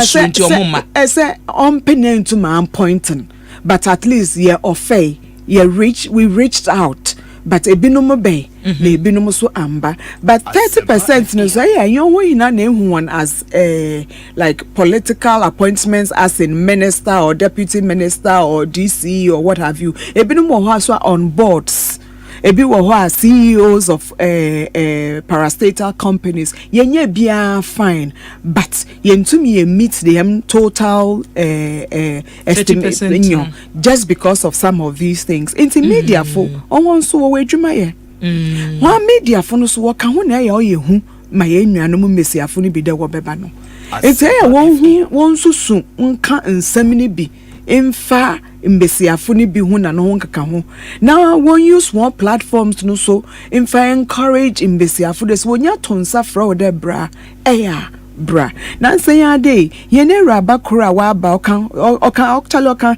spokespersons for gender ya hu dey ye nua besia Shamima hwe how brilliantly Shamima is conducting herself and behaving so far as she got the opportunity to be in the forefront of politics as atima making herself na me hwe mu program no say me hwe the face of NDC no ohwe mmaya na wo ho ponso na matwitwie na nya agro na say the new NDC no enu nie ohun na face no kanen no mu ndwipons kanen na manhu ponso bebre ama benyu adro we hu ne lipstick anti ama nkwana no or kan lipstick no na this time dey me hwe TV no so ponso pa anya asem ye ni abre and so TV no so yeso a anka obehu intergenerational women obehu Madam Faustina Nelson Antisati Okran obehu Western Region Auntie Edith Hazel uhu omwa bafem ansa na besim kwala because we say anti amamo time no na sa time wo na yema me anita di so mo ase ye didimu ye follow ye sua and na more replace the other generation no so ono mo a mo tete omo ba bebre omo ho bebre say the 30% no mo mmere 30% ndi anya asem kra na nsan I mean ye be ye die ye benya bebre kra tra ebebro you know the thing is actually no amount for bebre internationally no omo free for parity 50-50 but ye dey about 30 because 30 is also acceptable and to say yenya even more than 30 now praise God hallelujah amen but I am very confident say I feel way dear 30% of a man yebenya. Mubetumi enya. Afe yemra Women's Bank no so na yenhwe. If say wo kan no ye wo banks no me da bia me ka say ADB wo ho na farmers wo Ghana still cry over say yenya sika for yadwuma. Poultry farmers say esu oh ye kokra yenya besia. Na ADB ni main purpose say ye ADB ana ye ni so ade mu ne say ye mu akuafo and na akuafo say ye kwa ye nya bi ye de serve other purposes die na chese sa Women's Bank we die be kom manko aho and omo koje bosia no a the difference between bosia omoje from the other banks and sa bank we no e be de hin me da se bebre and some no also me ya sure that 1 hour you beso ye bedru bia no ye besan to aso ye besan abibio that ye besan ato aso ntu de ye mfa no mako na ye nhwe bank ne de no inyo into Women's Bank or your bank, Women's Development Bank, emphasis is development bank or your banker John Mahama ina Professor Nana Jane Opoku-Agyeman wadzerba orbehwe immesiafo na oye immesiafo ohona wo kita ho anwe adwuma nti women owned in a women led businesses with low interest rates. Oftentimes no since ya mo hono lo wakoji loans na nsi won wo dis won no commercial rates. Most of the time our commercial rates na wodema yeni mbesiafo ya kakra bi na orije na ode edigwa ode atone ade ode I improve na edwuma. No, this one will be focused only on women. Mbesiafo pe ena dem loan obema hon. Na mpede me kan bibi kan papa na wo friend no John Mahama no nisu na ne ban. Na chese answer na abeko no interest no wom nsi hu wom by when nsi hu no wo fem kiti nsi hu no percentage ne be ye be sen mpacho ho no yedru hwa ye beka oye kakre bi there is no way at the interest no obe onyi ma wo okodu sesi obekodu in fact isusu ni bi ponyi de ebi asesika na record ne po no or formson a certain below a certain threshold on a people and influence who crash can anchor set 3 naira depending on the amount the threshold no and above a certain threshold no or no in suhuni kitty bi yenu anuma wo cremon crudo Saudi na nonka ka no put one malona wonji in was or haram.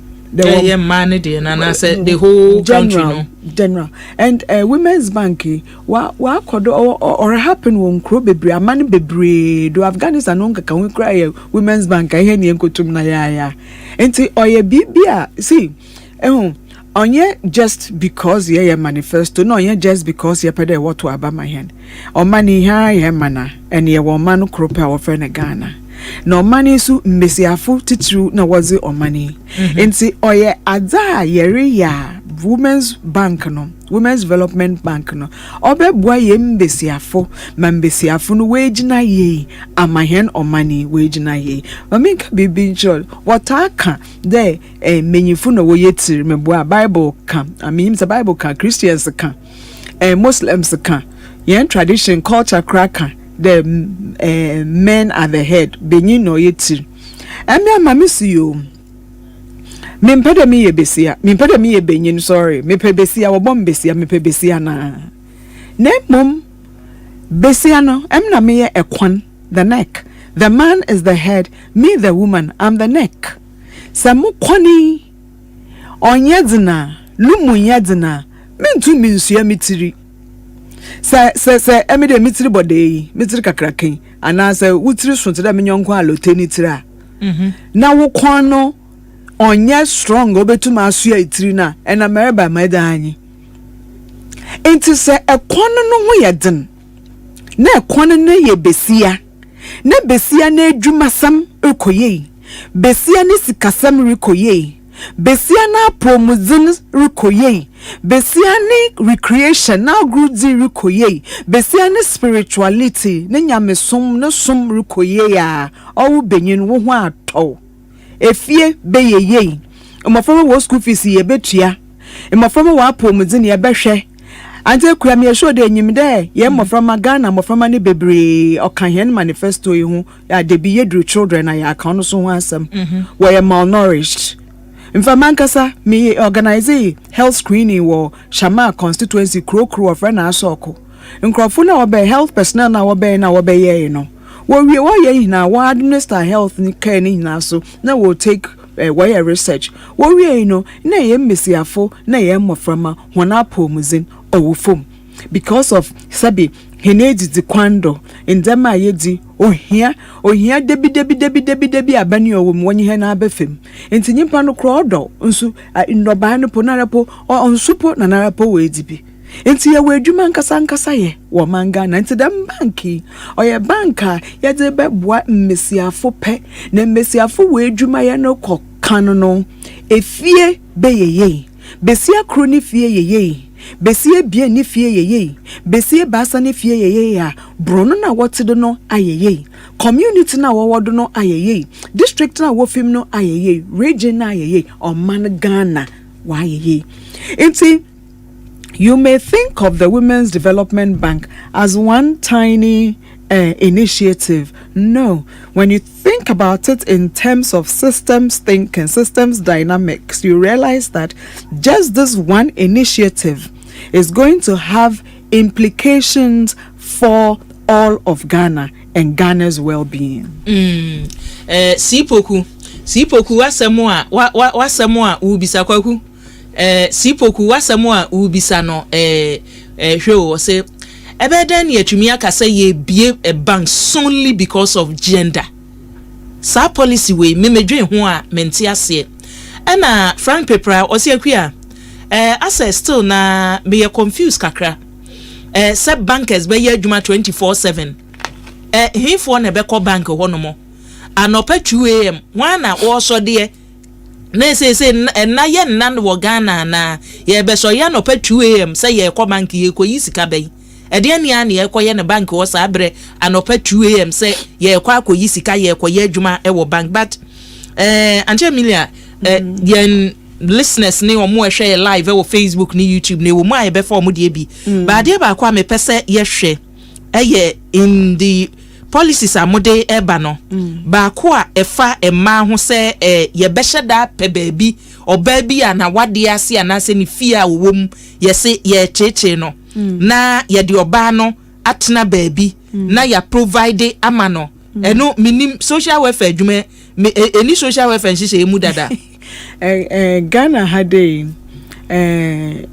so far as I am aware, under the ACK Foundation, Dr. Angela Dramana Boaji, pe ena owo shelter. Minim sebia shelters ni bia ba kanwa.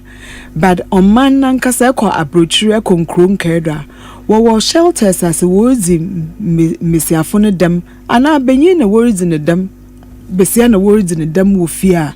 Wo baby a wonyi hon kokosie kakra ama benyi no entuma nkodo empra mesiafo no enti ono na yereka de say baby ye be ye baby say besie bi o words in dem wo fia obetumi akwa ho no. So this is going to be different from social welfare system no say bia omako ba bi te say dofsu say ye ko social welfare kakra nye no ho asem ye kan even social welfare no ko social welfare kakra no say si Ghana social welfare na ko kakra ehimfa po no wonye wo kwa akoshe atmasa this is provision no na mo be make for no ehimfa po no wonye wo kwa akoshe enyo na fesu podofsu no say oye unit wa police no mo ye pede ye no into a directorate ama we to more coordinating them better no we are resourced also better because there are many instances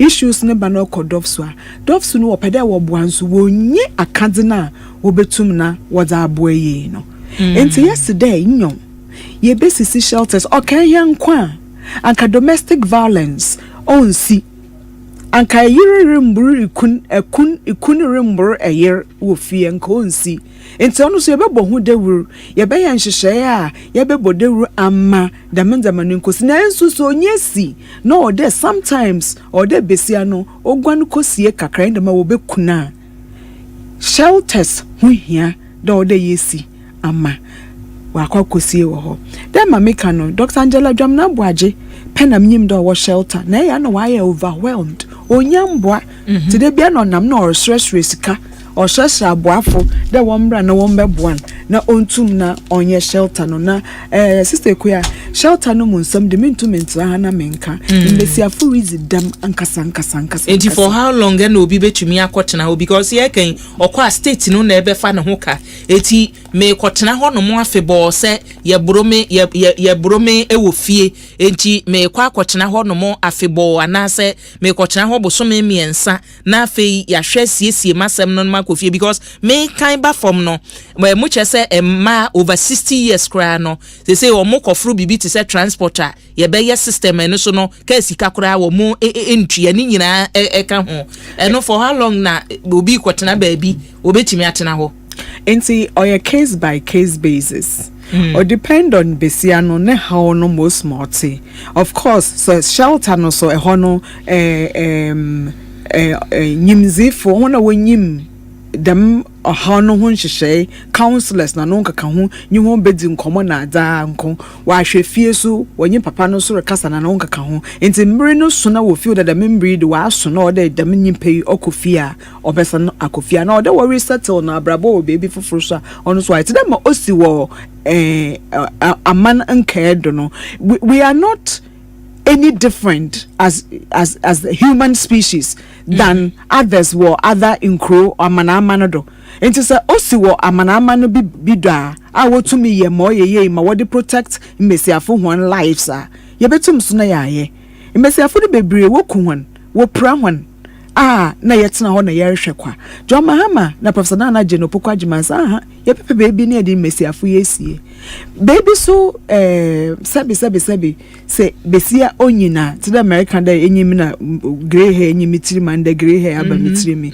besia ni nyina naturally no hormonal changes into no or manifesting them maybe ankrofo ntase wo so ya anyan na wonye na akoto witches camp na wo hon ayayade ono so ka hien nhyehyɛ ho de ye besesa the whole witches company nwado aye baby a mba mpanyimfo kɔ na wo hwɛ hon na wo siesie hon na no nkaka ho na ya sesa dem mo da so the witches camp shebo e wo Ghana ha politicians because from ye begu no ye be yi mani nyina free ho esha ase enye mo ma breso yeteye MPP abreso we yeteye afede yeteye kro omo se an emma na mu no omo se omo nko efisi omo kofi a yebedi omo ani eti edru sa stage na mo be yeden you see adinenye there entina ashasna make the media waka ho all day hina ya adweno kor dem ade oye systemic oye adza wa tena cher intino ode ye pa hotam bohudewur na nkrofo taase into dem no ampa mesiafo no say as things stand now obi antu obi ankahwe no mesiafo no wosa wechi kofia what's one nyan wo bro hon into they are rather safe secure or feel secure wo camp ho into no betena ho no no but ye best san anwado na ya abohu dewuru na ya ye hu nkyerɛkyerɛ na ye nyim mesiafo no so akasa nkomo wa ataase na ɛhɔ no numu no wa asesa ɛhɔ na asesa yesterday obi edi 60 require transport na no nkaka ho na ese mpena hen copy me abembre na yebetumi aye se hwe me ka eno kra de na ye ma na ye se omo kwotena baabi because obi a ofro car ye se over 60 years na ye de beche no de eno no na che se ye be ye ho budget so na allocate staff for system on make catch row there say ye bunku nte pa accountability na na se sompoa na wode mon de fe koto alewa na de dem sompoa no koto alewa ne pepepe na e de koma ekuya no wose fa alewa ne koma na de koma sika no Yebe ho nkontai. Enti yebe bi ni eda yedem ndeme ya ohie. Senda nyimpa kor or parks kanugu ni dem ma wa akwachi ne ma wa kan ka kire ne dem nyimpa no fa dem sika ni nyina. Nkrofo nwi wo krom ha wo bank account sika ogum no ohe den na oba na dem. Enti say ye sika na corruption. If we handle corruption, and the governance section of Hien Manifesto talks about corruption, how all that will be handled. If we handle that, we cut down waste. There's so much waste in our system. We cut down waste. Now say na I hear him dollars na what that will be there on supply ambulance spare parts no. I hear yes. Is the car here what the more be there on supply ambulance spare parts. I hear 34 million US dollars another. If you say monsa mo amebo maminka kusuwie 58 million dollars. I know where they go to Bonia. Ebon na was what this are sorry dana. Miami Krom Shama was we basic district hospital amahen. 4 years in Obekati sort 32 million euros. Ebon no da ho. That Benny was specialized in digging very expensive holes. Ebon no da ho. Into the man John Mahama. I broke it obesi Legon Hospital na war who in our media houses na ka hu Warris Road door buan on ye what's the door ye Photoshop na no ka hu hospital you know so where ministers in our yere ho na media house sire no oh mo ye mo hina na mo hina mo ka mo hina mo me won me hu me ba mo hina mo ye me ye akaba ko e-blocks won hu asem a wo ken e-blocks ubu nkonta mani besi se sika no ya overspend bi niema wose yede ye na ban a wote so according to mo no bosia bebreba ban na je na oman no kada ye so na ne wose yede sika ye mfanye wode no to nchen a na oman yi egina IMF supporter yede ebu oman no IMF na ebu ayen ba mo manifesto amode ba ye hwe niema hodo a mo kan ye sha se medika ka cho se ye constitution no mandate or the ma president bi obetena so ye adwuma genim se president mama e wo 4 years so sa 4 years no hwe niema wo say free primary health care wo ko hospital wo chip compound baby momo ba anase polyclinics no a ebeye free until so beba regional hospital eno ebeye free si e ka se be free a enye free se ye mfa sika bi nkochim e den ye sika bi beko wo de no to nchen a ye si children hospital fertility center modern dialysis center ewo every region eno me gidi se manifesto no kan nsemo amokan ye ho enti omo ebekọ university first year almost tuition fee ye betua ediam sa niam ni nyina na mosomose sese wo man no ye sika asa ne ewo IMF no mo be den ma ye sa niam no ana mo hwebo keke Debbie when this in shebo keke mo sika be na mo be say go back to your history yen shebo keke no and then so this time no sika ni ho no yen shebo keke sika ni ho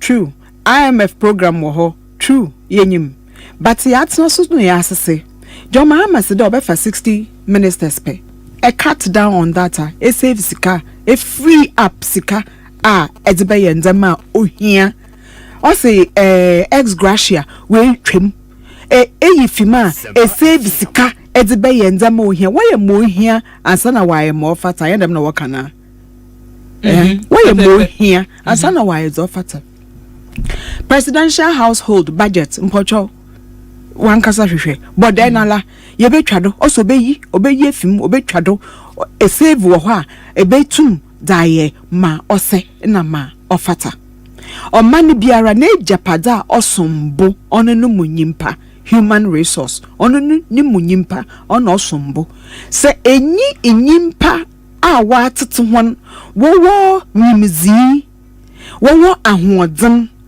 wo betum wo dandan odumankume japada ode jahen no da ejapade na ye wo no oye kwa enya ejapade no enya nkrofo no ejapade ni bi na American ejapade today gold today timber odumankume ejapade natural resources anyankopon oda ache oman Ghana no se nyimunyimpa no wonyi ahoden wonyi nyimzi wonyi ntete wo betum wodi adandandam ejapade n'enyu ada ejapade no onyi mfaso ma hen enti ehen NDC ina John Dramani Mahama osisi kakakra na ye wo no ina da ye benya no ye be make sure that ye enyimpa na wofre hon Ghana fo no especially ohuna impuntu anamorutu na yeritu no wa kechire no oye mbesiafo oye mmoframa oye nkrofo a yenuanum asabi wedi dam no onja honechiri obehwe na wa atwe na abeka ho menye hina ye gina mpuntu pempentu da ode Ghana man mu ni nyinara ode no bekokan asma ye kanyen ina sabi aya wakade se sabi obi ohun ade kadobeba obeba na ne nan osebebado John Mahama waye bi pen onyi morka yenyi mayare ye beba beye oho wo mayen 4 years na won hwade mesana betna ha na akade se wo kan na wo beye ampa waye so nyamenye ye boafo Mame for manfo adwunche bi Facebook na YouTube ma adwunche amode afa ho bi yemfa bi na yentoa dwumadie no eso a nana amponsa bedi akon osi akua on the women's bank no me pese mi hu say ye bebie banks no ewo the 16 regions ye ewo Ghana mu ana say ye Greater Accra region because banks are ye nims ye wo mayimo no ye timi bia the konkrotu ahodo nyina so bank na ye Greater Accra region bank ana say call the other regions nana mponsa bedi akon de ya wode aba eno no osi akua kache ye ma me Arthur Maye say conversation no munyina ba akoso ye wia na ye hwiri kɔ ne mamon keka mom because ye adwense ye pese ye tie no onyine maako emayen Otis then through the ayo de aba or say the fire woman and akua wode na ba ni na wode na ba no shama seat no ware ni awie na abeku nkum or say oba na Eric Ofori or say akua mimi nya information say for the last 7 years no woni hwan na akuya wo kan omukun wo social media no so no wahu atem ne ntokwa so de ye nkan Samson Balin de ayo de aba wo se Ghana ma deserve better this time wo se Ghana ma enya ne beboa wo papa Musa Batu aso de ayo de aba wo se akuya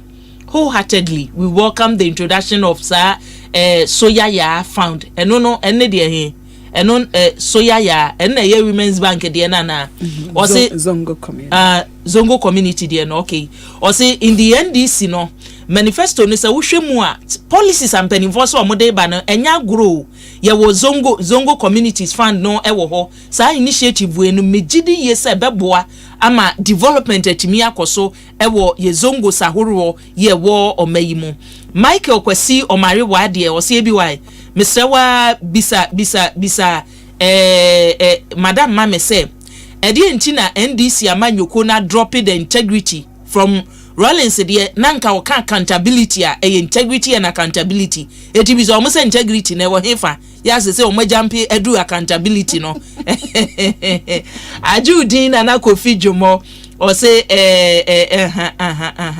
makache o say o traba enya da petwa enya ayampia utro bedi atem ayen kan ne ewo ha sei ena Eric de ye odi aba o se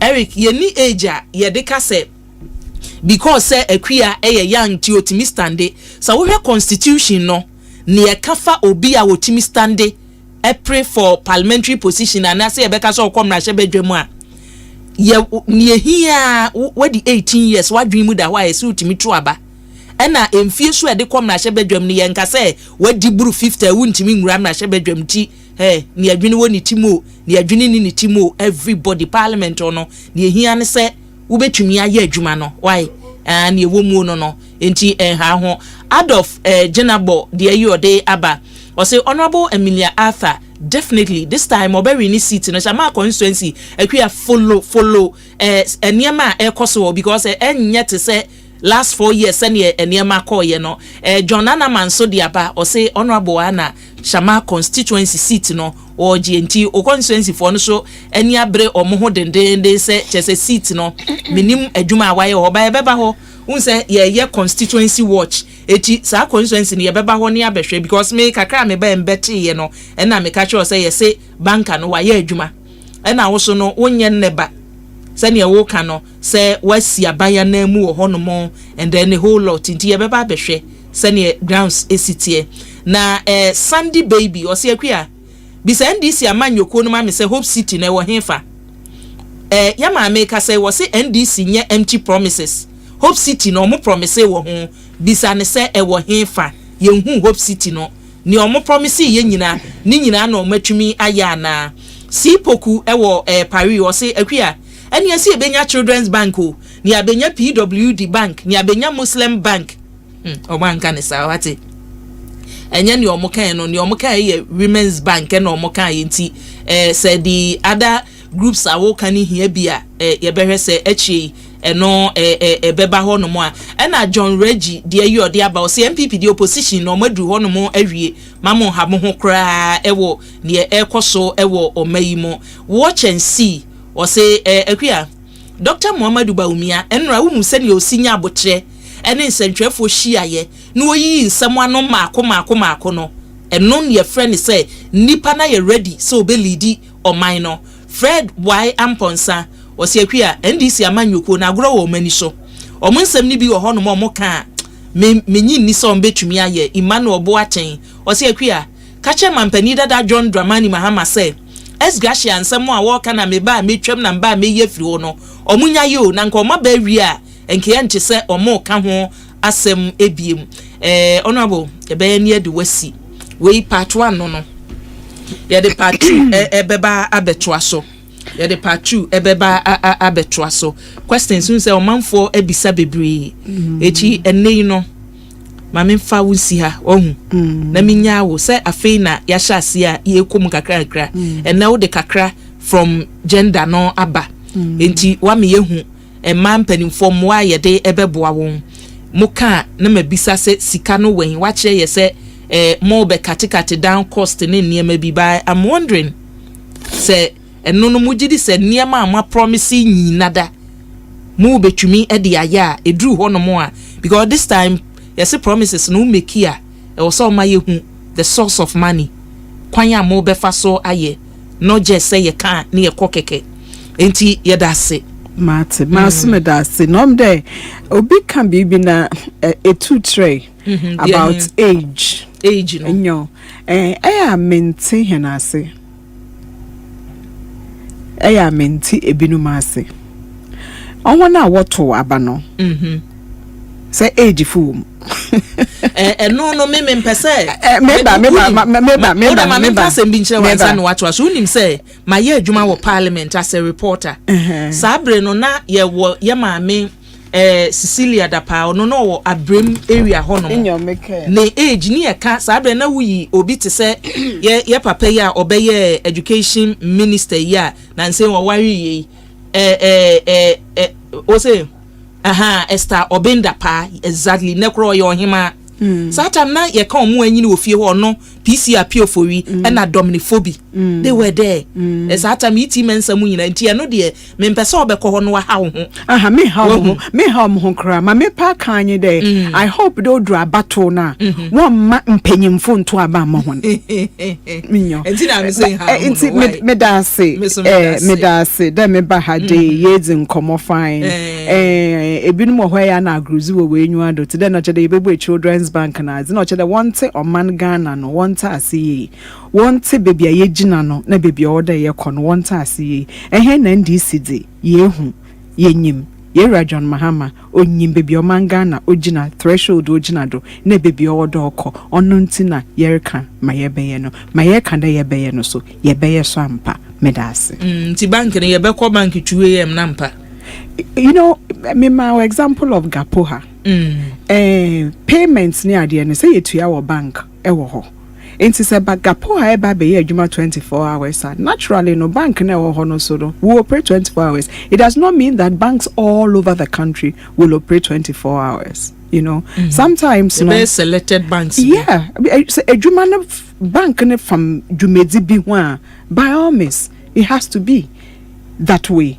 Atamasa Women's Bank no sumeti do biri bisa de ye be ye won kran pa na de yɛbɛyɛ other the other regions. regions. By all means, or there oko other regions.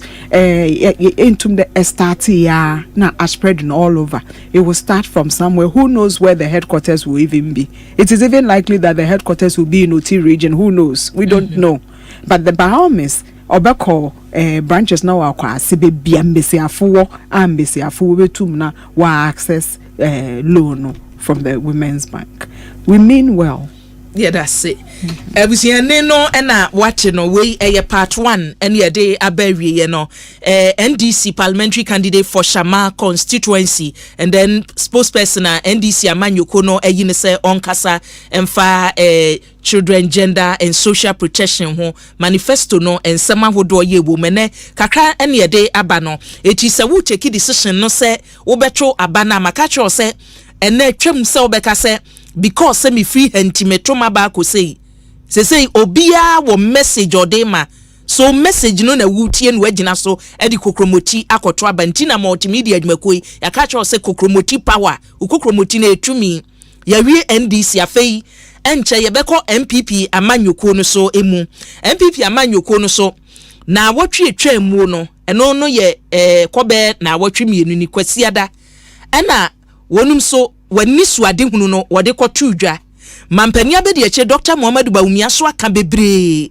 ne obeye eti owie ya nso hwa enra so se hu ya wahia nsentwefo ensem no de hin na mpese mu bisame nsembisa ni bi aba eti ne enhyemu ni bi e wose yagie no abusua wonim se mampania be de eche namu no ye wo mpanimfo bi wo MPP amanyoko no mu a ba bi obekọ bia omone no na ekrem fa ho akansi ekoso wo MPP amanyoko no emu no omuwie wutim se ebia ye very dedicated ya omudi achie den omudi achie den ti kwabna J Japan o minhu se wa home eti ne mampani abedi achie ne no enenam oye senior campaign no ye ka senior se wom aida ene ewoso oche ye nsem bi mu eji abusua ye kwaba ono ebi abedwen se sports da bi ene de ni betwa ba bia ye de ni betwa ba bia ye kwaba sesia ne atoaso enti ono abo Amelia de ye de no asi ye da ye ho aba medin akua boachiwe yi adom frami ABY mejo so ye nkomra sesia na ye metro adwumadi no eso ekosisi adwumadi suni Asempa 94.7 FM.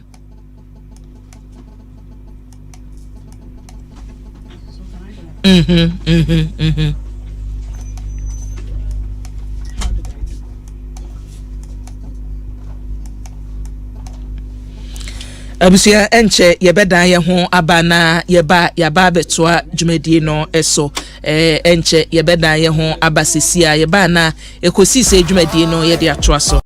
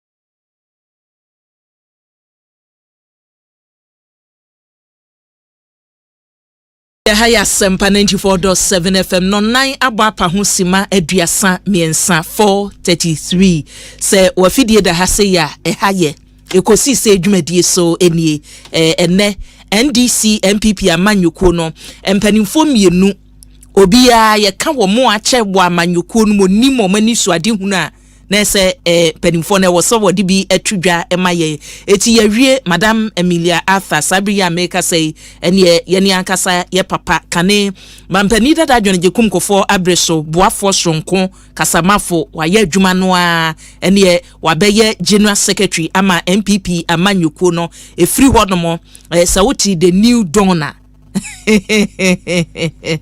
Oh, slogans ya GBO nzendrefo ya omo de bani atro na che say di achi the new dawn ababe senko ene MPP amanyuko no say me on no na say ayesu sekefo asem ka me manti enye minti se wuhu sa moto na eme de say me manti enye minti enti se wo dwen on mine ho a wade bi a wo ye no se o ka se me sacrifice ya for the country.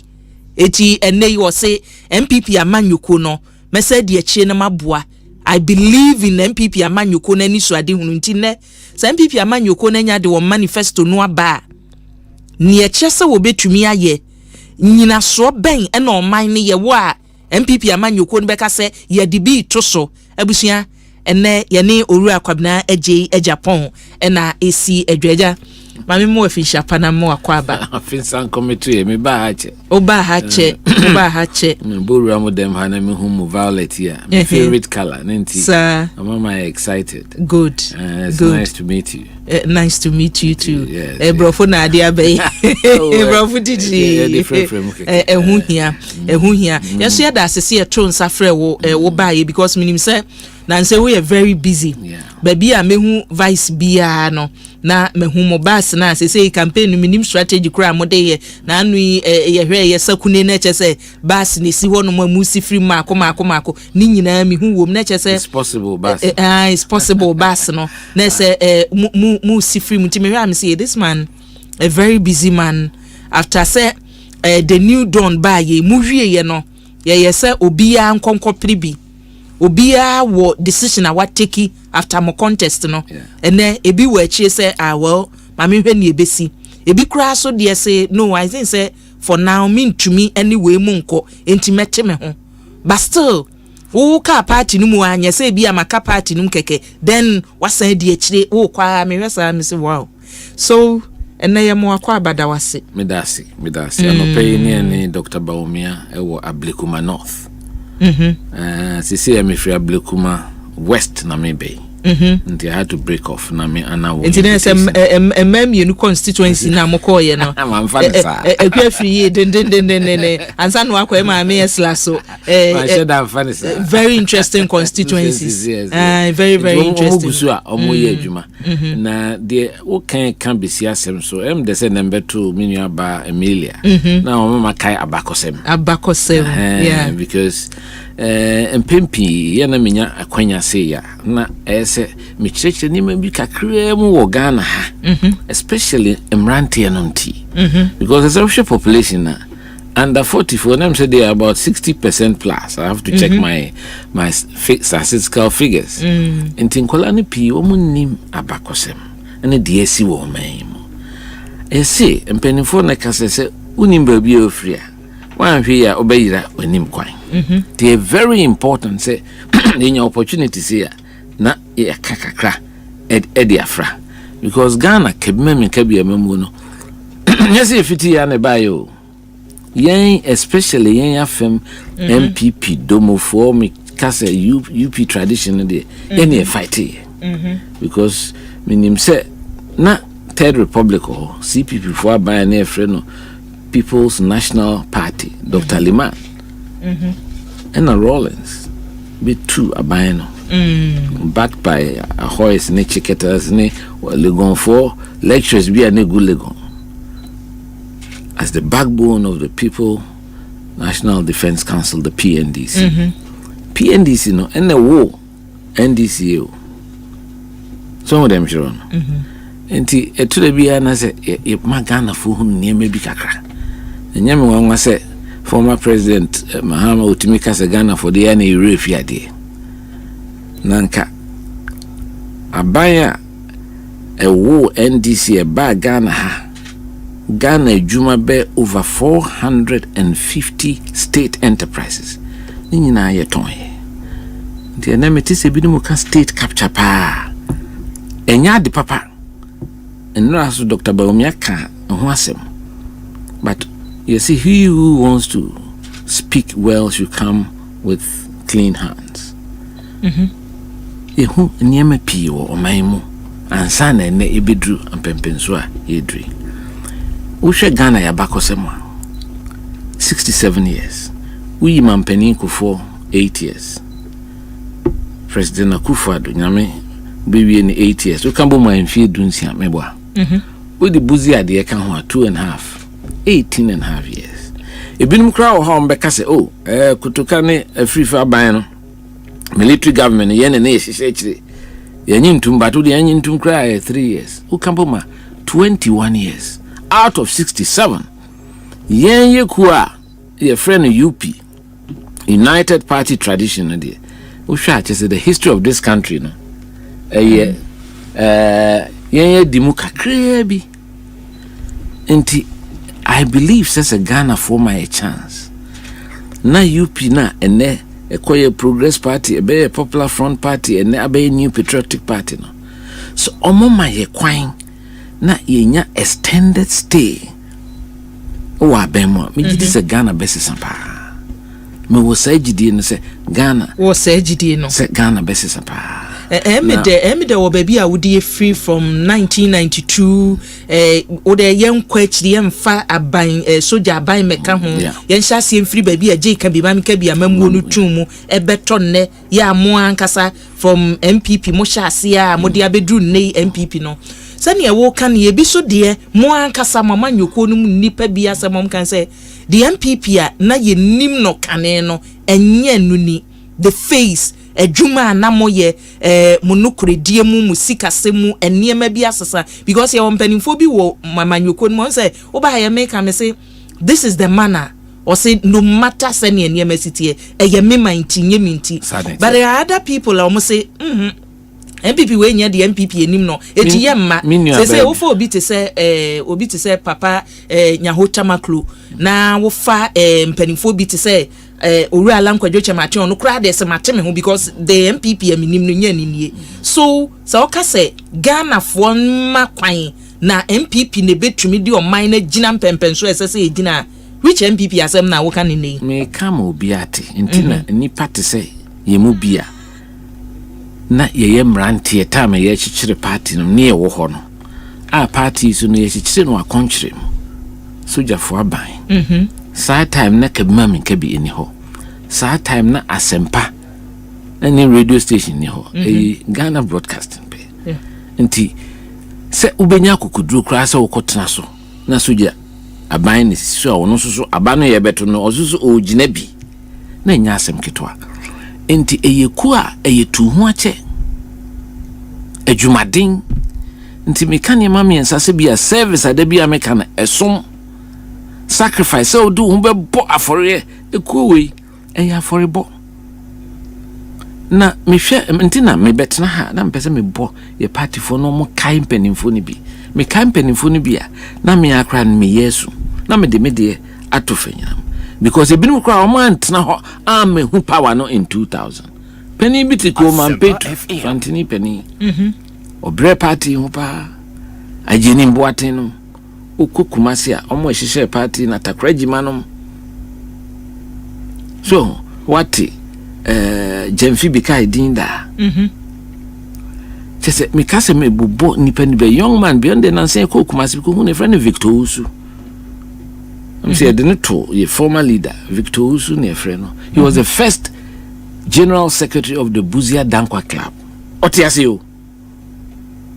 otiasi ono kran complain here the ono ne ba mpanimfo wo kumasi share suma no bankan be hu mampanin dada kufo na nadu nom se mumra kumasi na den start free doctor ananom nyina aka ho so enti me kasa asem we ema wo mo e wo party mu a Sebi akoto aba ewie na anko wafa ne nti wo se party no enye wo party bio.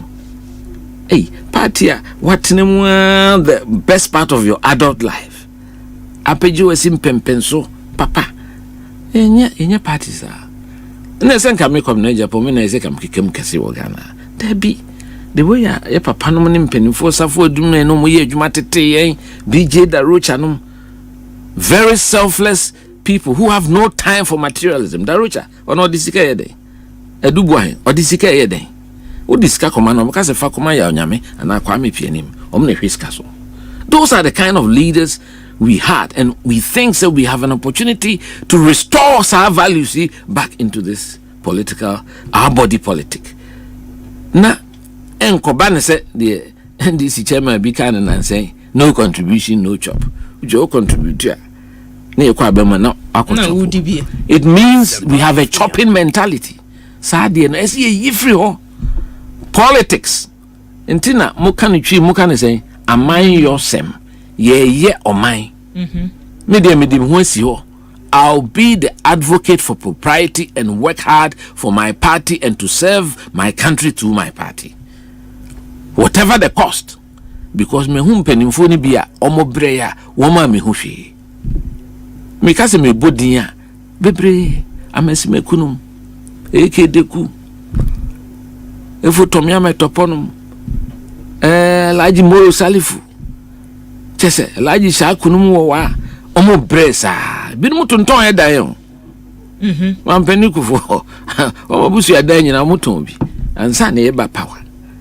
So people were in the mode of sacrifice. Na sadia na say a new generation, not only in the MPP but also in the NDC.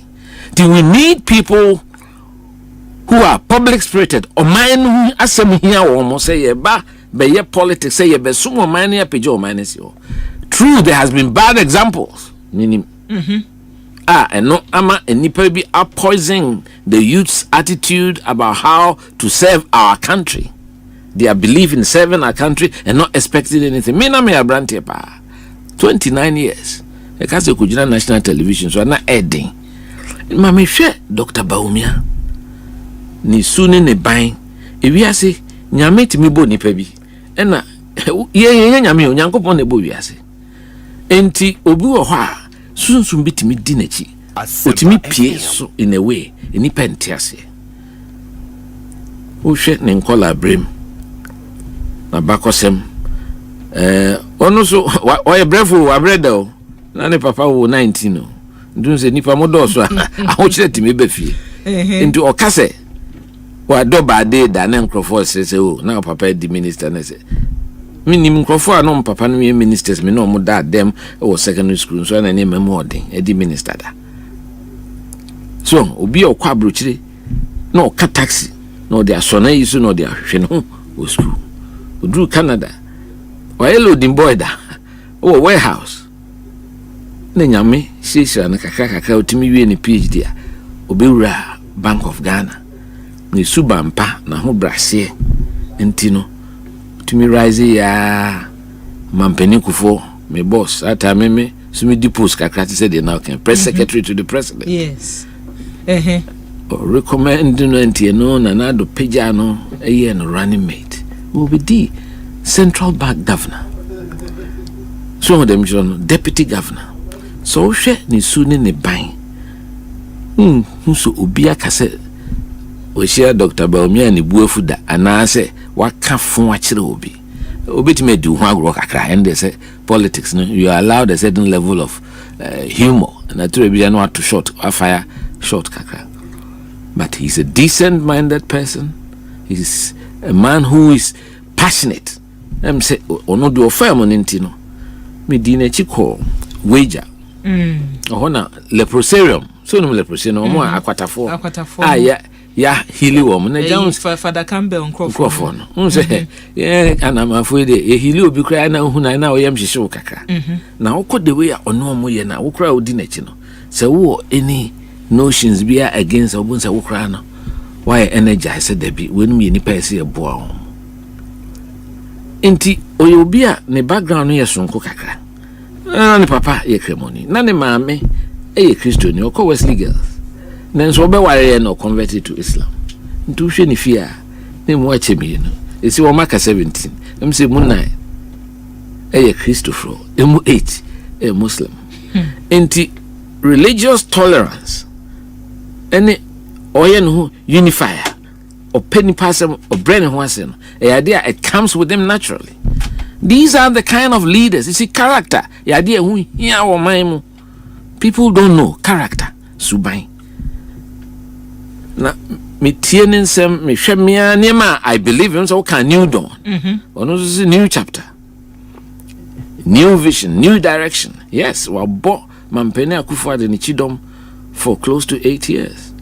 Eche na be hu Dr. Muhammadu Bawumia say ya na near newo ke because we say during New Dawn days no. Yeah. O ma yeti ase say the party ni here new face. Yes. A che say enkeka bia ni ho maban no omonfofo imu ebenya asem bia kan wo so we follow political contest. It's a political contest. When there's a political contest, Obia putting the best foot forward. And whether you for American politics or any NDC for the crack West. And then Dr. Dufo nominate Professor Alabino Kanfama Hamham. Send Conkas on any campaign manager. It doesn't mean that they all can be as well or can. I'll give you one example. Yan any pebu womuntia di blue ibu so asem no yano. First matter and crofo the two so it call viral. Say me say onye party ni nyesa na mekai. The host say oba o timani me ebusa me say. The MPP for so man to ama Dr. Bawumia. Na che say mo use na dampo no. Na mo mpesire mfu asem. Na so o kasa de na wan kan ye. Na Dr. Bawumia eni na di ni ye. Some of them children. Because a bua near woman Nana Akufo-Addo near Adenti no party no a wavy near me 5-year rule no near de ni pijano no be vice president. Enti mamon kasa. Me can we I'm just telling you the fact. And no say well, he's been there for 16 solid years as running mate and as vice president. Some of them children. But well in politics. You who say me bonichido near the no atutum but me dey ha me ono anim say asram kan na no kre na na meka. I was just stating a matter of historical record. Now sebi uhu obi no owosuban ese uhu so owosuban. And I do believe he's the kind of leader Ghana for ebenya jidie wonimu despite all the propaganda and this for AFN. Because we share the career will be all personal integrity. Bank Juma they say honest cow.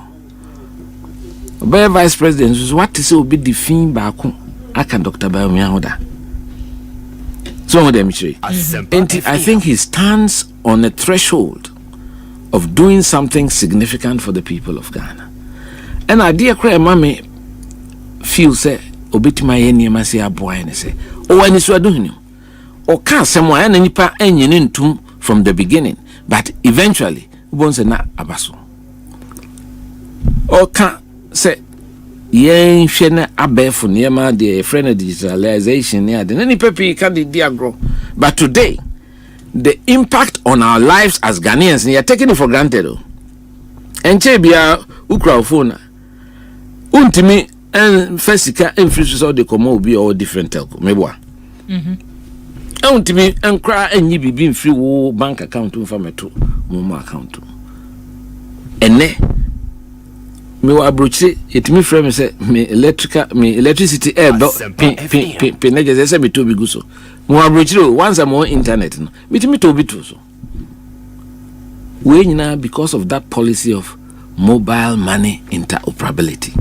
Now the na efe kra ne say ye ba bam Dr. Bawumia ba bam obeto say abanda dan nanka omaye contract to start this process of 1.4 billion say mobile money interoperability. Also there be Ghana phone call abeti me aye ogide nti o ka bibi about say let's buy Ghana na onyina so omutimi here for less than $4.5 million, saving us well over $1 billion omo eji contract ni from na omo se omo de ekokot omo de ekọ na nkosi hwe me ka sei me yehunu se emre na so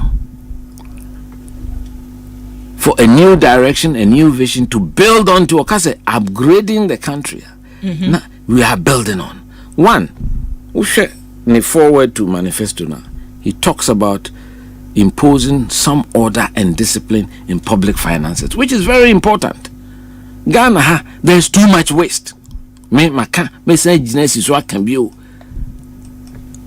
Report after report of the Auditor General, the BIC, and there is no political will to punish those people who cause us sad losses. No, we seek him. They are determined so be.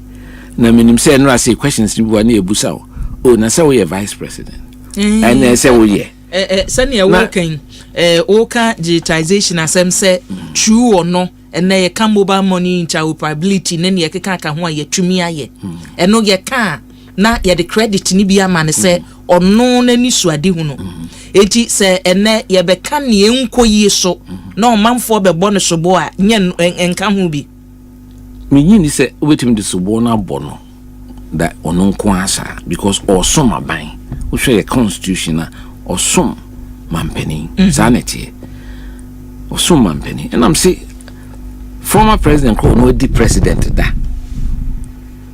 ono grass or the new ideas about na sen kan obebu sanse time no president na adena the osi oyi one year because only a man opportunity Dr. Baumia de onya president da ene no aso kan so ko cabinet na bia na me bi koso a collective responsibility se won't image na bonten ka se de asem we beto ho no me de me kire madwen na majority no ni me anya adwen yenya take decision you are bound by it. Collective responsibility of the cabinet and the executive presidency. And very important say Ghana for ni tis asem. Nya anko uko America say Kamala Harris or a vice president. And then some more Kenya different from the Biden or so. We need say munu an more America busan say aden how we vice president na me gidi senanado kra no senka Ghana he ma tetem.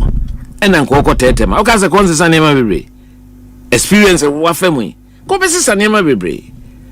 And he said Dr. Baumia so obey him differently. One, he's talked about say operating a small government. Me campaign, I'm 54. On the transfer for a minute but was 50. No car. But that is a determination to downsize government and send a strong signal to the Ghanaian people say we have to live within our means. A very, very important.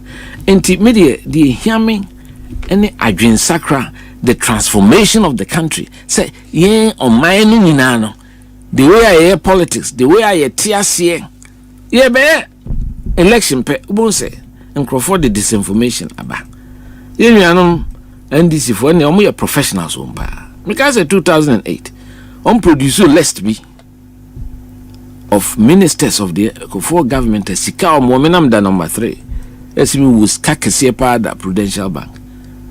One day, Jubilee House pictures, and the moon crash here. I say, President Kufo de Abansika, I could see down man here. Who could be one of the idea, no more. And now my son started view. So, inti Mestre Ghana for say, near me be her almost. Nasa ni passe ye ne nsemo a enni mu a omode nam ewurase eye no womunyai emwa oman no. After all, Dr. Baumia was elected in November. Mahama was elected in May. He had 8-9 clear months. And so open leader, why show so we are meticulous, we are prepared, why she send in Nema. Let's say that's who said Dr. Baumia. Quickly set up the manifesto team, quickly set up his campaign team. Yeah, first round of campaign. Visited all the 16 regional capitals. Of course, yes, stakeholder engagements. Any the major stakeholders in this country, Shemu Ahemfo, Asofo, Sariki, Islami, for Malams, any taxi drivers, traders, very many stakeholders in this country, the youth or your youth connect. So you can see, say, where your leader, why you fully prepared to govern. Within a short time,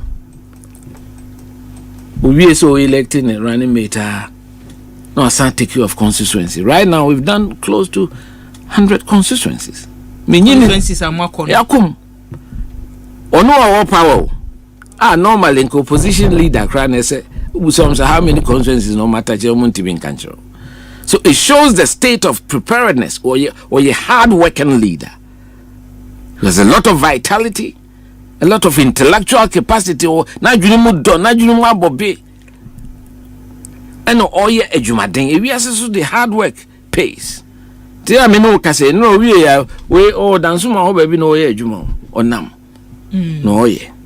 So to me feel say Ghana for be who say we ne obi a wa boa no a wa ye ready say obeye adwumaden e de aboa na ohwe enura so nsem a oyi ano gina ne na so very presidential and some bi wa questions ni bi odum say nipa sheda pa say be shewa bufuo but he handled it. Nsembisani bi ebufu. Oh yes, he said that can someone. Questions ni bi said that can. Na answer no ni ho to needle. Oh that be but me gidi say no answer ni nyina fefefe. Osei very calm, very presidential. Stood on his feet for close to 4 hours. Just from A to Z. Questions from different directions and also from across the country. Because journalists were invited from across the 16 regions. Yeah, you be and free. Equity, idea here or mine. Now, me say the election of Dr. Baumiano, and no, I disarm NDC for no pa. And the campaign. Oh yes, from time immemorial. Yeah, shan radio na fe me senior working. So no questions ben and uhune say we dey ye share that suma say betoto bombo keke. Wa eno no program ye we. And it's a very important matter I want to discuss with you because our political party has suffered from needless propaganda. Just say, no free NDC for. Na nka mampeni da beka say, emre no so ebe ono ani nua ba omi ase MPP for the abane be mana wankasa wanti. So ti and I want it because oma apese oma Ghana fu nyina nya ntiase bi se yende se bi we Asante for party, we are a tribalist party, and so this is the party that is a truly national party. We show your background. Northern People's Party and Law Voter Region SG Antonum Modesto Apalunum Pagran from Western Ga Muslim Association Party or Nkaha Gashimo Fupe no ni adinina and the Chichiri Party, and for time immemorial omutisi zongwa ni akose ho nso yekoto aba zongo boy oye muslimini and a party no 61% yeto aba yi no me ginebi ye de maame so akam no se metima ye adwuma no nanso so we a democrat na agika bima minka bia mamu a the majority decision is what you have to respect. The yeto aba wi na party ni nyina yi nipa na say we a true patriot of the party. Esa we respect the party no decision. Na we nyina do ahoden etachire. Na yepia na ekọ enimu. Na me de megidi say eno na ama yenuanom omu nyasem bia nkofo mu nkoka because ene zongo boy na yesu yi no ko school sakasaka o tamale.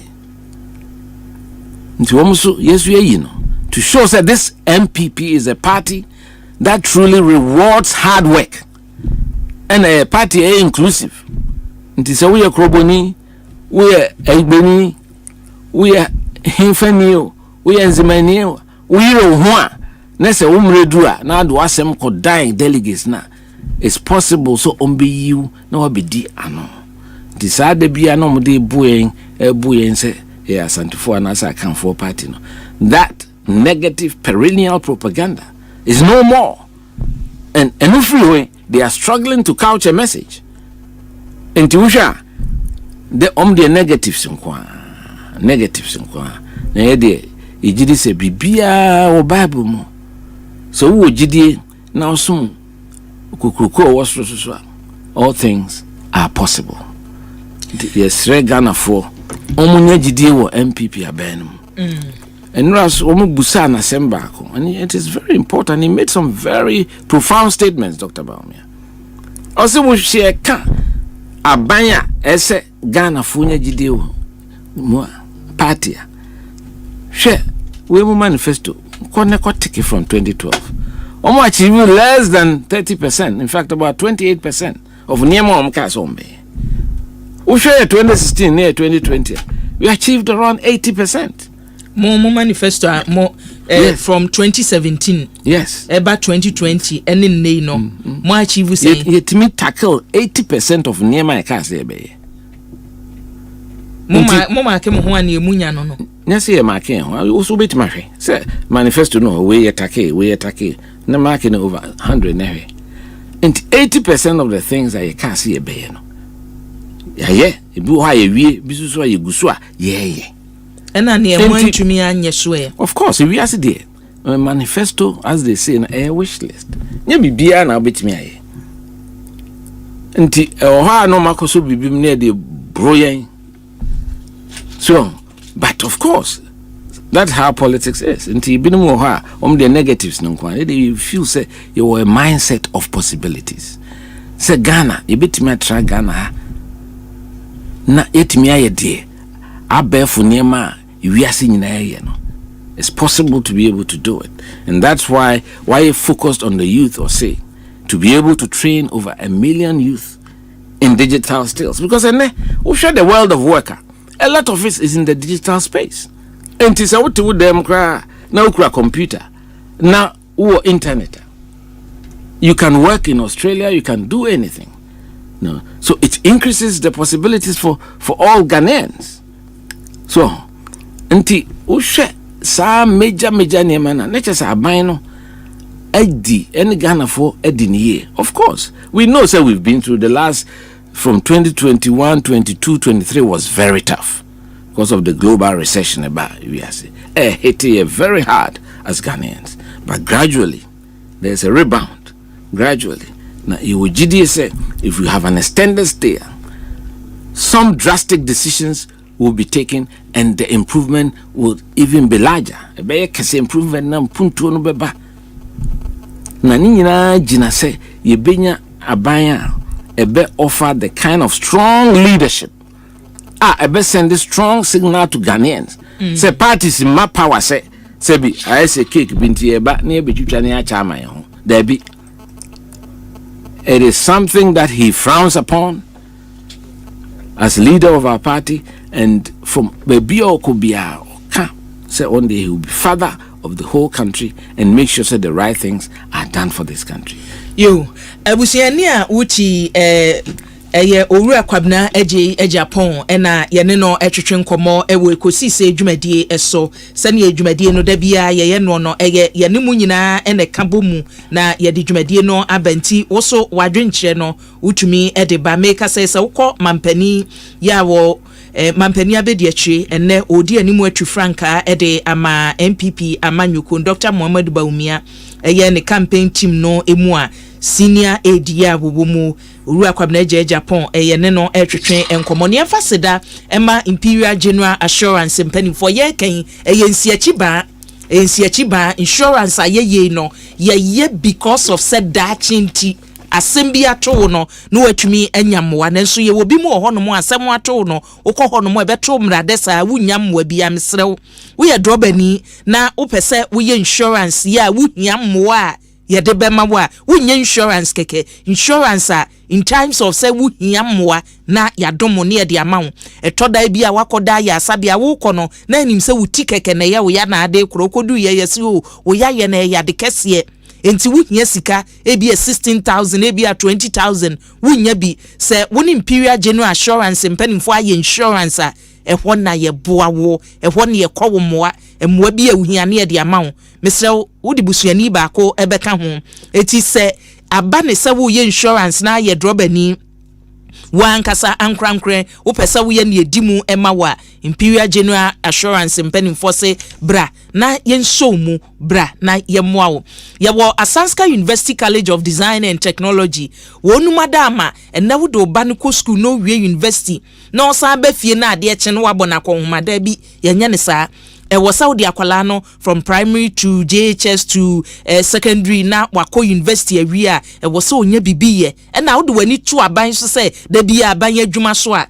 enkoye mawo etitie school ni din ye say Asanska University College of Design and Technology ye kire ne wo de wadwen wa ankasa wo de wadwen be swai fashion design technology eti uba enne hu ye ntade ye hye ya ye pam ebi won ma beka so we de frabroche da bi nye designers e frabroche enne mema die po na ye mefe mema kaftan no mo pam no Ghana ha ya wo ye pam na chese colors a wo pene ye de ayama we nyina akwa Asanska University College and Design wono mo a ye be kyew eti wo wie school kura pese o ye aban adwuma wo ye bo eka ho hwe adwuma da bia me kasa adwuma me kwa adwuma ene me kwa madwuma nsonsono ye wom me kwa ye madwuma ene me kwa adwuma obi tua woka ene se wa wutua ho ka abusia ene Ghana no ebia ne abroche na yetim no yenya adwuma baako etu de wo ye bosome adwuma no kra pensa no adwuma bi adaache e beboa wo se ye product design and entrepreneurship digital media and communication ni nyina Asanska University College and Design wonomo ye man ne broso mesra oje number na frɛ 054-012-4400 anasa okɔ won website wonomo a ubetumi nkomotwetwe ne betumi akoso na Asanska University College wonomo watumi edo ho ahyem Mr. Smith ye ka omu efiri won kwada bremu bo nyom Ghana ha sei sa bre kora na osusa na chese erade wa sorry efre wufu mane nyom no metunam disi nje ba bia ifsa che eso da so ginam eno hu na soche kama na mente da Star Smith on tanye concert we ni edi kan ya me matie enti Star Smith live concert weekend yi asantimantem de no wode akogu ye drum cry Perez Dome eti ye de be hihye so bosumi ye wie ye na se weekend ye mu na hwa adwomtofo eba the last time me can say adwomtofo eba no bia to me headline eye ni program makani miyenchi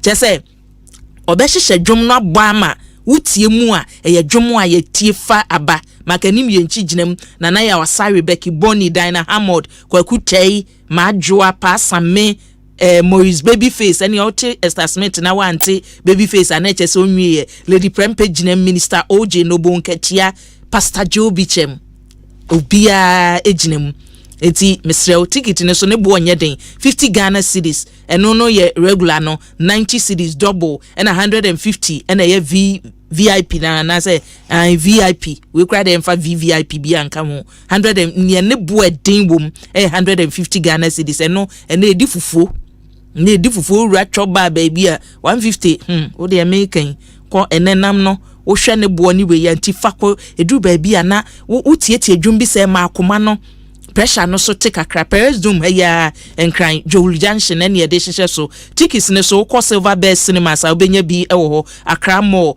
YFM na Legon City Mall Global Media Alliance onyina no obetumi enya Star Smith ticket ni bi na wato na wo de ho ahyem kama Mr. CBG Adaroma Consolidated Bank of Ghana ni ewo mu oni yase so obi manu sika frabroche ene obetumi de phone na ye ba banks ne so da so ginam eti so obi pese o manu sika fram no ne a say ye Unity Link o say Transfast o Pay Angel ba bia pese ye de fa bia MoneyGram ni nyina no CBGC ye je o CBGC me emfamfa ho sika no oji a sese kura de wahwe ye wo nkakra bi abasobode bi a ye besan ede aka ho na won branches no edoso 114 branches wakika bo mu no CBG 114 branches ene yewo eti Nima branches ni bi o Kaswa Main Medina Market Apenkwa Spinters ene echese the whole Ghana make the whole Ghana omadwuma ye so on pontem banks ni bi o bebo no miensa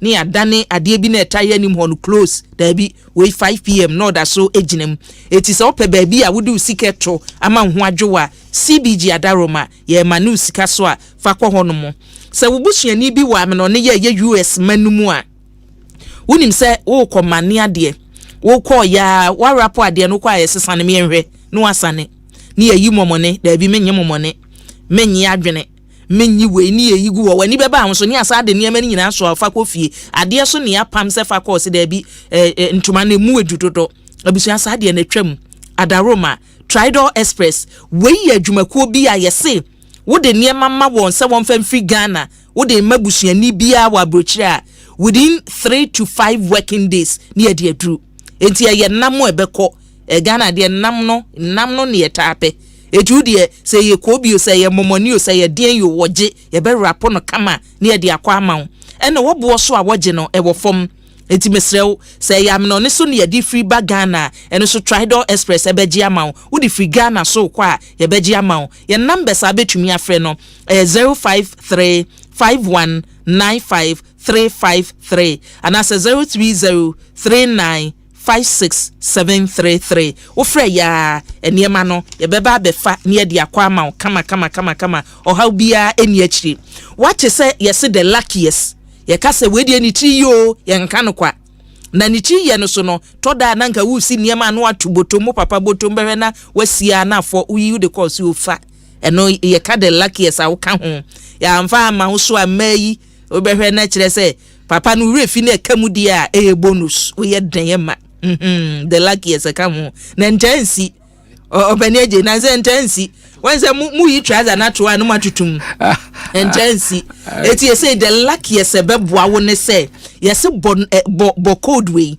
unya bo a ye beto akrade edu ho no mo a ye ka the luckiest a we ye ne ewudi nye say da chi na kura ka cho na tutum botom sa wo me de to a da bi we de wadi number ne ye *712# bo na de wo ba ne aka nyina no wo ben say ye be kirew botu ebia 1 cedi na wo de ato akrade no ebere no so akyede no eye bafu ene ye de ma ne ye ka tro say you are the luckiest ba utinye yi ebusu anyuma ibo ye chidom na yeguso ekosise adwumadie so eni anyumre ye ne owura kwabna agya Japan ena asi adwa adwenkyere no so de bebre mo de abansam de mo twiro bi mo de aba bebre mo de aba eni esipoku wo se akua anyumre ma min confess kakra wonim say nanka me wo issues with kwabna agya Japan owura Paula Foko eni mpanimfo bi be ene wo prove me wrong. Really oba ni nsem a wo ka ni nyina che se ne atwam ye mpem kɔ yanim ene wasesa madwen wo ne ho ka che ne se nyame enka ne ho be ma die ya ode aba eno no be ma die ya ode aba eno no sipoku oso opari o pari o say and the Olympic Games there be so on this in naso when triataku on this or more ko ye see e bi adwane on the no home dada si poku say wa sesa na dwen e wo eniema bebre e ho nyame hyaso wa kan say ma kai me collaborate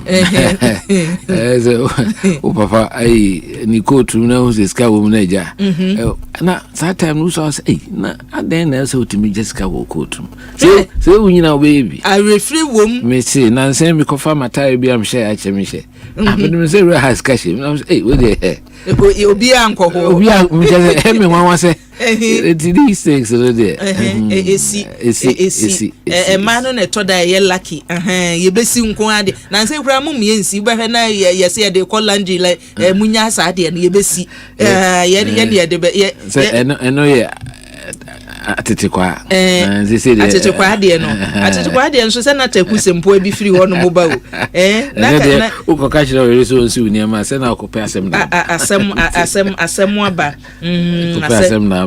asem aba nkakra na asem ba ko na me pese me kan I think je wonchie yansa chaso usu se akua ka che menua pani senior kala ma me se me chia no pa chaso ususo na se wo kokko ntenkran won nkranza no fo no Charles my friend na kasa onemo da mu amfre no sa bre ya wa ye ne campaign na onya botre wo se nkranza wo tie wo dendende enti wanya dia atum se ni nua pani no die enumre de my friend pa me tin nka na ache enti afutu obi wo ho no mo a say obetia na bedin komo menene bedin komo kaka ekabebo amumu very important if some kranza no for why yeshe ade ba ko a edi enya any sa independent ade edi enya da 2008 yeah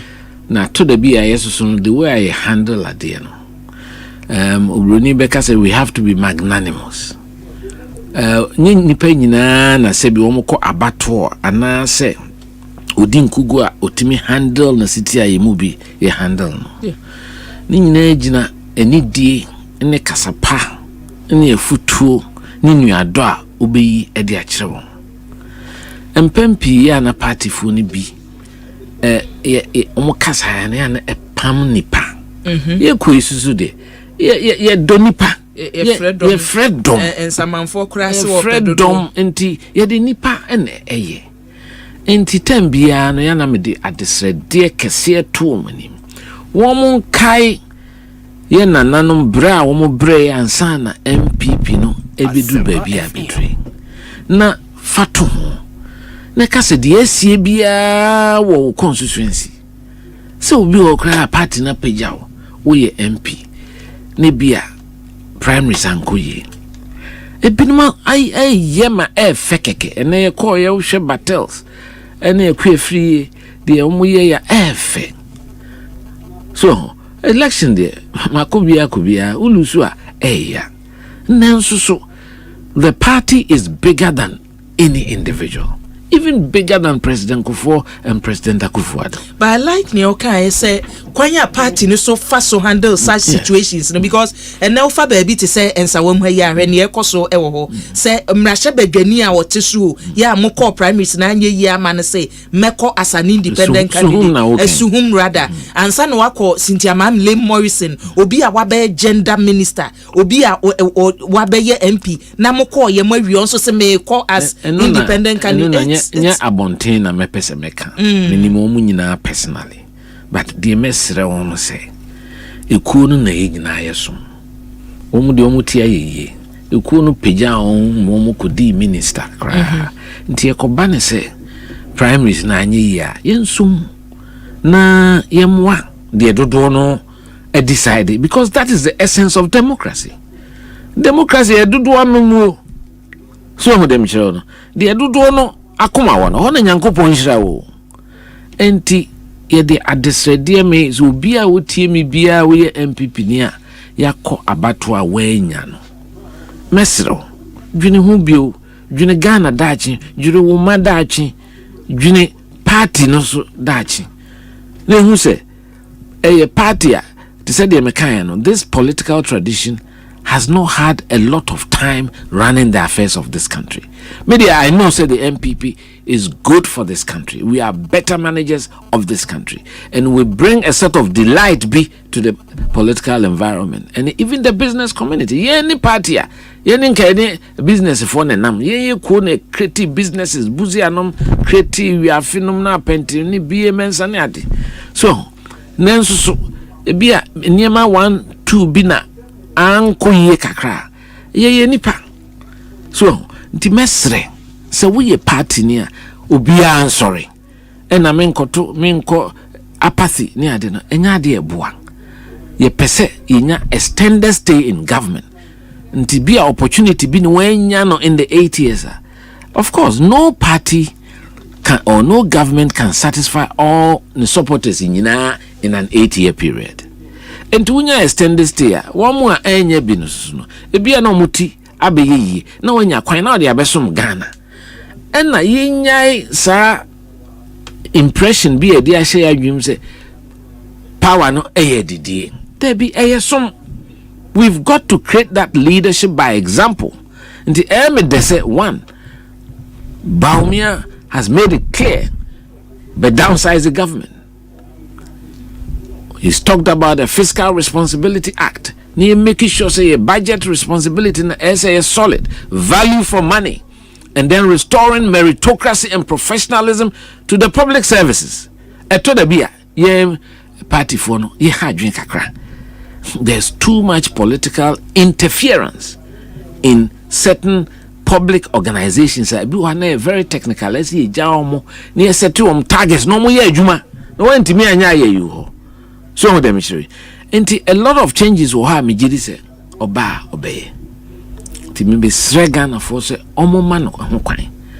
Ninu apeni John Mahamade onya ne chance dada na wan use ni ye na Ghana for to tia no. I don't think the president should be given those second chances. Well, complete meals there. Near man another opportunity.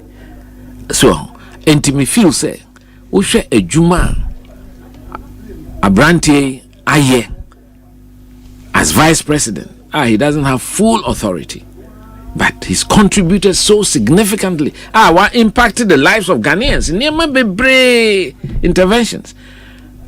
Me Makada and Mrs. Waka say it was even over ambitious on the suggested agenda 111 to attempt to build district hospitals 111 at the same time. But the whole drive say opese intervention be equitable across the country. Idea or the be oka say be nyan cry. Ni kumase ni takra de nko ha ba bia so deserve bi omo nyina so ye Ghana for na ye politicians ye chin okoto nu anum bi wo ba bia o maka so omo nya Ghana for ba ma sitrem eden enti eno say although me feel say say ha ye ni dodo but what we've been able to achieve so far, a lot of them are at 80%, some of them have been completed and commissioned. It is a wonderful agenda 111. And I'm saying it will be anywhere commission. Hey, Fakra, a chance you commissioning. And say one. Na say and many places the promise are ne bra ye de to so no ye wie ba ko ye. Oh, I think it's more than one. There are at least 5 are ready. Baku Volta region Kachi North. Because I was talking to the contractor. The problem now is access road from the village to the site. No.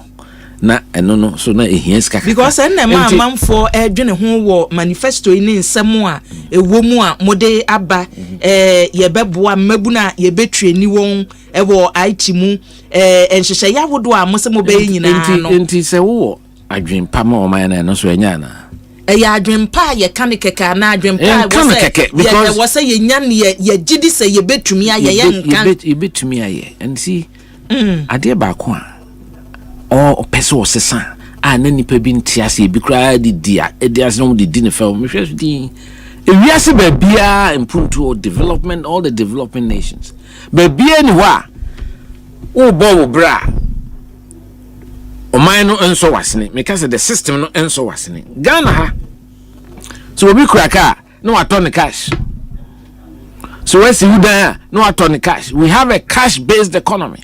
There is no developed country that has a cash based economy. All the countries are papa ni na credit based. The children say we are school. Society or the system should provide all the things that you need. Now where you so working life so that you enjoy those facilities during your working life. Ghana had you're turning upside down. Into many panic or share juma akase so pe kwan odibenyeska anye kwampa because odwen dan bia esuosi nipa pe by the time on betimi sit down cry number call retirement or 2 years 3 years no ewu never enjoys the toils. And when we talk about a credit system as a nipa tiase say wo adwuma especially organized labor ni teacher for ni doctor for ni wo mo ye adwuma ni as yetimi build the credit system you bet me a mouse can also the business because estate developers bet me a sidine we mo bet me provide workers bet me provide the cars companies ha yeah the man na bosume say 2,000 now bet you say 1,000 abro say uto you pay over 30 years if you are 25 years enti ekobane sa wo adwuma mu a you are very serious because you say we lose adwuma pe mortgage untimi ntua na je say be so mu enti a man crop for years serious wo adwuma mu. Enti sa cash based system na Dr. Baumia ni swadi hunu wetimi aka leader bia me kansa and the fact that he is looking into that direction is a good thing He's a thinker. Or Juni Nema. Of course, Nema Nina and I'll be thinking outer. Then you be successful. But the fact that Obetimia Juni say, no, I can't say, look, we needed to make progress on your national ID card. I said President Kufuor times. I said we make. I said you don't get your own team. In 2007, your national ID first one. Me kwam kasa. Me a civil engineer. Me nimsa say if you structure it well. Yes, some mocha and my electoral commission so may registration. Because if there are two systems, databases can speak to each other. And I say me can't trick a bit me. Say omo database ni national database no e wo bank linker abrochire wudi 18 pe na na pop up na send you note say no you are qualified to vote na a transport within akoto voters register no so enti here say electoral body no be san beji budget kakaka say you koye registration sasa mo 207 kan ase dum katia se da bi ye pese ewi abenum enti electoral commission for so omo ran say woman na say register but anyway as Ghanaians we have to look at it so until say your database a parent say national identification database as say yetimi ayama akola cross ye wo a ye ma number about my tin number no na do be nanti akowu that identifies you uniquely. That's a fundamental change in our lives. I bear for a dear abba besisa omaino and simplify as be a ne na muhuna. Dachi mubehu.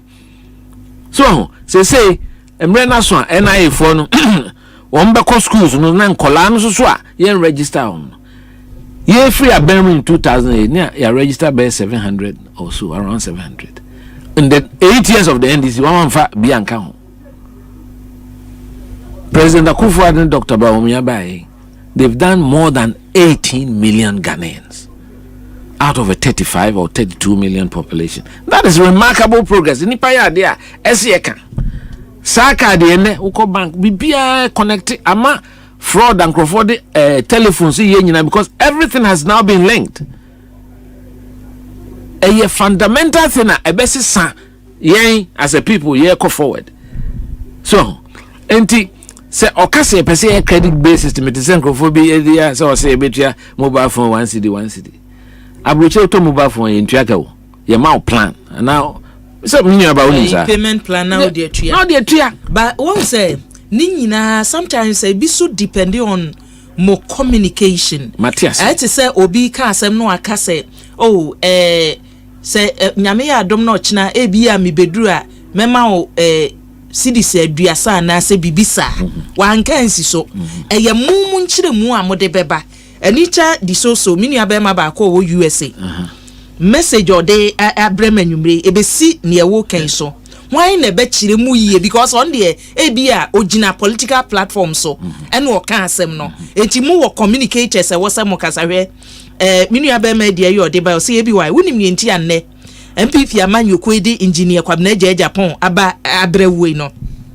yaka communication ewo MPP amanyokwo no mu anase kasa obi a good communicator excellent communicator he's one baby MPP adru no omo hia nipa bi te so ono no abeyia no because eniema ne bebre wo no mu a omaka entwasum eni nti no omudi mirika de na ba se omecheche eniema mu na msre wada ka che no ma me se yaka mobile interoperability no was a it started in 2014 me wo video clips e wo ho no mo a metumi e de ache na waka wo share asia ka so kan bibi say mampani abedi ache yaka integrity owo bi credibility owo bi bisa no ma me say wo ka se cedi no obechi no agina na wo ba na cedi no ene be 16 Ghana cedis na agina wo integrity no credibility no that has nothing. Credibility and integrity are different.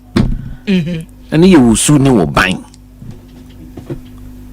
And you will soon know buying. The fact that oh cancer me pese me yes not when to me it doesn't mean say win integrity. There's a difference between integrity and not being able to achieve your goals. And when to me promising when to look, let me tell you something.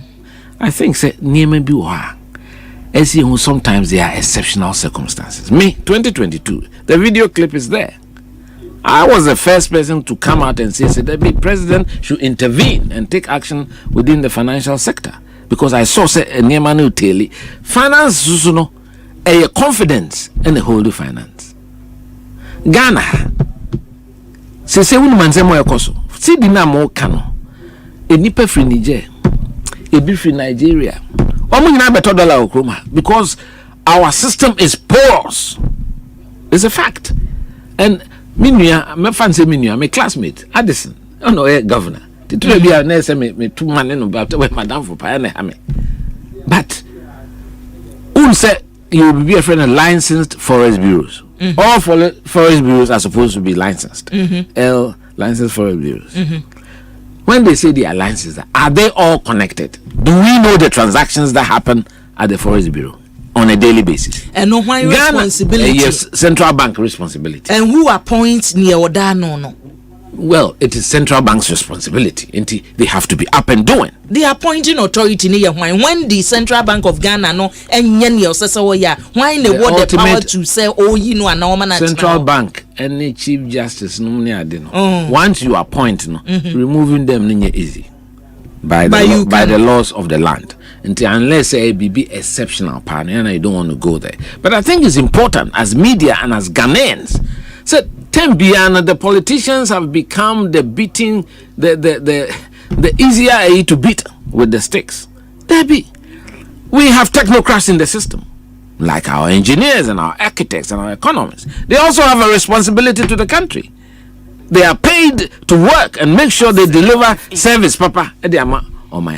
Who is in charge of the banking supervision? I haven't heard say anybody there has been punished for what happened in the banking sector, because it was their failure of supervision. Edru baby banks no felt threatened. No, omo kwa aban ho. Enukra was during NDC time. Aban no ma musika. Yama musika no sound they akoti another bank. And then people sit on the banking supervision division and the central bank, and they cannot be held responsible. That is wrong. It's not only over politicizing. No, of course, ultimate political responsibility rests with the president of the republic and the main casa. On only a two Obama no every 4 years. So ultimate responsibility stop on his desk. So, but there are a lot of things that are going wrong in this country. There are social problems, there are economic problems, and there are political problems. And it needs, me say, I've had reason to speak up against National Communication Authority. Meanwhile, a small country like Ghana, issue licenses, Ghana and television stations or Osei. And the kind of material they put out, and you're good for the bringing up of our children. 9 o'clock, 10 o'clock. The kind of films are Do we have a National Media Commission? Do we have a National Communication Authority? Are they looking at that? But me point in so yes, it is true. Ghana for enya areshemu wo mu say ye de tumi no be ma wo na DMPP amanyuku anim. Na the Central Bank of Ghana ye governor. Na ye say a bank no asede say wo say wo hwe say ye CD ni gina, because me kra ye nwa say mu gina campaign platform so am say ye be ma CD na gina. Bank of Ghana ye nim say omo ma say den na ntumi ankoso na ntumi antake action bia Ghana is the only country me too kwan pa na say me ko conference of Senegal ukra dollar de ko be obi enfio, you can't even use it. What kwachiri me call South Africa, me ko na minim say dollar de ye gine baby e come de ko de manopa, because me kita dollar nya baby because that is a well regulated system. Ba ye ha say no enne obi akita ska wo de ko gaw for no mote kwanchan ska no why ya say de central bank said there and the national security said there. It is wrong, it's illegal, and they should be removed. I've never understood it. But forest bureaus, forest bureaus, what Ghana they should be. They should be on a platform. So bar, it's all the passport to bar, and our national ID. $dollar, in fact, Ghana have within Ghana, and yes, amount use $. You can only have $. In the bank. You should. That's what our law should say. $. Is not legal tender in the country. It shouldn't be. So enti se bia wo kokra de obetima call bank e de achron se me tua ade bi wo Germany ana me tua ade bi enti mun tua mame. That is we should enti our whole forex system is not properly regulated. In fact, ade the pressure better dollar no so. Onum say asori for ni bi o ha. Omo use dollar as an investment tool. Enti oje collectioner. The next morning na omo akosesa na omo de akoto ho. Because I'm the dollar and the and I think it is time for some government intervention to drive the dollar back. Now, the policy now, Dr. Baumia Deban, a country like Ghana that is a producer of gold and currencies over the world are backed by gold. And more gold is our currency is strong. I cannot for the life of me say a country like Ghana, I say you use more than 5 cities to buy $1. Why? Sansheshe ni edi kan na kosi ye because so here NDC manifesto no anano mampani dada John Dramani Mahama kan say bi so oba eniema edi kan obeye mu ba ko ne say sa gold for oil no ye be investigations into obe conduct investigation because eniema anhye da nkoyi eniema be ne nkoyi mo ye ote policy na say you are in opposition, you are not implementing the policy. You now implementing invest. Omunyina negative name ye ba ebechi we ye ba ebechi omunchire don ba onbeye papa. No mo so obi aye bibi bone. Ombo bechi obi adisika omunche no. Of course obi adisika ye ya ban kwa ba ye be so mu. The who MPP ni onya MPP ne enya asem. We've got to protect the public treasury and no there. Obi anho say say uti abemo because who abemo ntina wa ban bebenti no na obeye bibia dream nikita say and about me you have a shock of your life minim no well enough so I think say it is important as a country no our mindset engineers is be a friend of recalibration. We've got to recalibrate our thinking, our general governance principle. I've always felt that there is no value for money for government contracts. And we have a weak maintenance culture, and that's why we've put it in our manifesto. We will hold people responsible. It cannot be for the life of me, say, simple guardrail in a work kwem. Car kubum ebu edaho 5 years na kwa. But there is a regional highways engineer who collects his pay every month. Me, my Ejuma Ghana Highway Authority. People should be up and doing, should be held responsible. And of course, that political leadership should be shown by the president through his ministers. And to me, that say the worker kweme a friend median, engineers a friend median. We call you do bro na efu. Near friend flower bed no. Ah, so friend flower bed. Because obi ehwe. Anyana wo kwan no kra timi furu ewura. It means no, but so who is in charge? Omo edon se omo kodo aye ntua omo ka. Ye de omo ka. They say every opportunity you see is a big opportunity for job creation. Na nina a mindset of job creation, Dr. Baumia Edebano. We should have small teams, maintenance teams. Ghana porto to me too. 5 years na porto no dada. One more produce concrete. One kwa no mo hwegu kwem ho na achinchin esio wo do akọ deliver concrete waji usika no public space no abese ho na wokọ na ese nkrofo ka. If I'm part of any government, people like that will be held responsible. Empene adanese empene and imposing order and discipline idea me say I'm very happy Dr. Baumia is very passionate about that. On Maya we spend all our money on retreats and workshops and meanwhile, workshops here are recommendations which can be implemented. We should move into the implementation mode. Some of these things are captured in the details of the manifesto. The moment this is some of the highlights by me who full manifesto no. Oma bobo so chese highlights. There should be a base document. That's the only base document now. What the highlights? Base document now a highlights. Into what highlights near 260-page document. So into I say more highlights a you base document. Omo de beba. Brother be. Omo de beba. Into Ghana no and you may be look, we have to respect protocols in this country.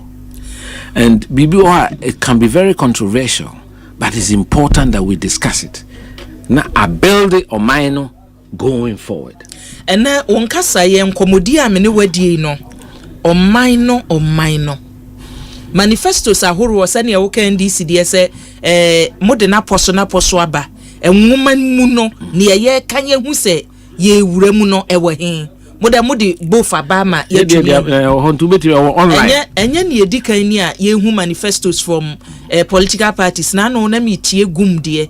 Andrew Kwabnai or say or no bank and near be a bedem free, Obeko hospital free. And Sana, I'm not showing any disrespect to any political party, but that's one challenge that I always find with the Electoral Commission. The electoral laws should be respected in this country. There are laws that regulate what a political party is and should be. And I think it is not being enforced properly. Party politics is a serious business. And you're good in the age. They say independent candidates almost 30. How? What is the point? So, I think the Electoral Commission should look at its own laws, electoral laws. And I said it in 2015. Miko Kumasi, as General Secretary, made solidarity message to the then ruling NDC government. Me can say for the foreseeable future. That's about 10 years ago. Time come temo this year. 10 years ago. These two political parties and a bidi o man him. Inti ye niye ye kasaye ebu edi bema ye ho eno hu sunsanso. And the bema Ghana for some be some respect here. Now to the beer on the altar of political expediency, it may can be a pebia. And only question and I'm the baby santi mama nunsi me question the same. Mo manifesto amodia be NDCDA or modia bo mo gina so demo eke kan ye be ye we ne baby obi e gina no. One say ye bisa se mutumi discharge aniam some be mutumi yes e wa kan say o ye de be wo hanche mu adu wotwe. O ka obi de say obi be wo hanche mu aduasa obi ya wo nani suade hu no. Wunyi ni say National Development Planning Commission wo hono yenya an agenda for the part the country nya party asem kra say oman no ayetim no ha na ye ko enti say MPP betro manifesto in line with National Development Planning ye say ye da wono NDCDM kosa obia nso de kekenka say me ba obia be ko hospital free obia be ko way free no obi dia wa ye wo say obi betro say agenda one na ye ka ho asemi se nyame amfafie ana sensa kire bia ba fa ka wuram wunyi ni say ye hia planner obia betro ne manifesto akọ ho say obia den de ye beto a lot of projects Mr. Kufo started say Eurojet projects NDC abamba almost mentimi ye wie bi ena bi so abandon projects so ko formina tepa bebre I'm say Timo kwa enti sa kasa no enya entirely correct yeah abandon projects entirely correct there are a lot of because you were projects why you abandon na say nyini 100% nyini a project like Kesiye wo Saglemi, it was so well badly thought out. Say how say you bet me sorry near time a mine seeker 250 million say supposed to produce you 5,000 houses ended up 1,000 houses. Yeah, here say you see the middle of nowhere na uko produce say 5,000 houses. We are occupancy of 5 cra. Look at the amount of people you expect to stay there. Close to 40,000. What the ancillary facilities ni economic activity be generator. E kwan be ne free heko. Ejuma be ne wo ho. So saso bon say enya Collins that and kwan say the bon. Yes the bon me colleagues engineers ni architects or Ministry of Works and Housing. What sort of advice no de man aban no? How? Meanwhile, President Akufo-Addo yende wako friends at Tesano. What Tesano police almost space kakaka Bema camp adan that near de go see a drifa go sa saglemen says be makamba kabo hu mfa so be mai Asempa FM. enti wezu no bibia na the air politics nti no the people who should be punished and should be asked questions no now afa ye ho adi. That is not how we should do it, and that's something I want to fight against. Yes, politicians don't have ultimate responsibility, but say what school ni acho we architect now we engineer now we surveyor planner. Now what said the answer by advice here? Put it on record. Me my executive director of Ghana Institution of Engineering for close to 4 years. Woman advice and is on record. Next minister now fa that no bit me. E dey actually say me catch and say mo onye no ye. Sorry. So, it is some of these projects is in the middle of nowhere. And it needs real discussion to look at how to salvage that. Because I bought Omanica for nothing. For nothing. There are a lot of projects that have sunk this country. Now, me and I don't want to be overly political, but in the heat of the economic, the energy crisis, NDC time, how do you go and sign contracts? Electricity charges about the highest in the whole world. Average electricity even in developed world you bear 7, 8, 9 cents per unit. Ghana you 22 and they be 18 they be 15 nimsuo na memra abusie Ekosiise dwumadie suni Asempa 94.7 FM ye ne owura kwabna Japan na etwetwe nkomo oboa fosronko mampani abedi akiri ene ne campaign na wo ye misumi din e de akua aboachewe yi adom frami ABY mejo so sipoku na asade bia ba o se kwabna the National Cathedral project no o se eno so se ya anwene hu yi se wo ka project saya nwene hu ye wo mayimu a fa no so ka ho pa grant nie was a 24-hour economy no youth in Debbie wanti asemu ya pese me na memfa mentena na memfa manonka wa bra me na netie konwene so number 1 so mu tie na mu tesem ka asemu ya odi edin ne de bema me James Harry Norris Bedin de ayode aba was here clear. Unim say Sagleme housing project no was for Dawa Industrial Park. No ye de hin. Dawa Industrial Park no no de hin eja kwama. Ono na eka. But say industrial park cry. The industrial park should have a link to either the port because you are producing for export or a link to the general Ghanaian community if you are producing for local consumption. Okay. It's isolated and sitting there. There are no transit. Yeah, it's a country because a program near tree. Ashanti British.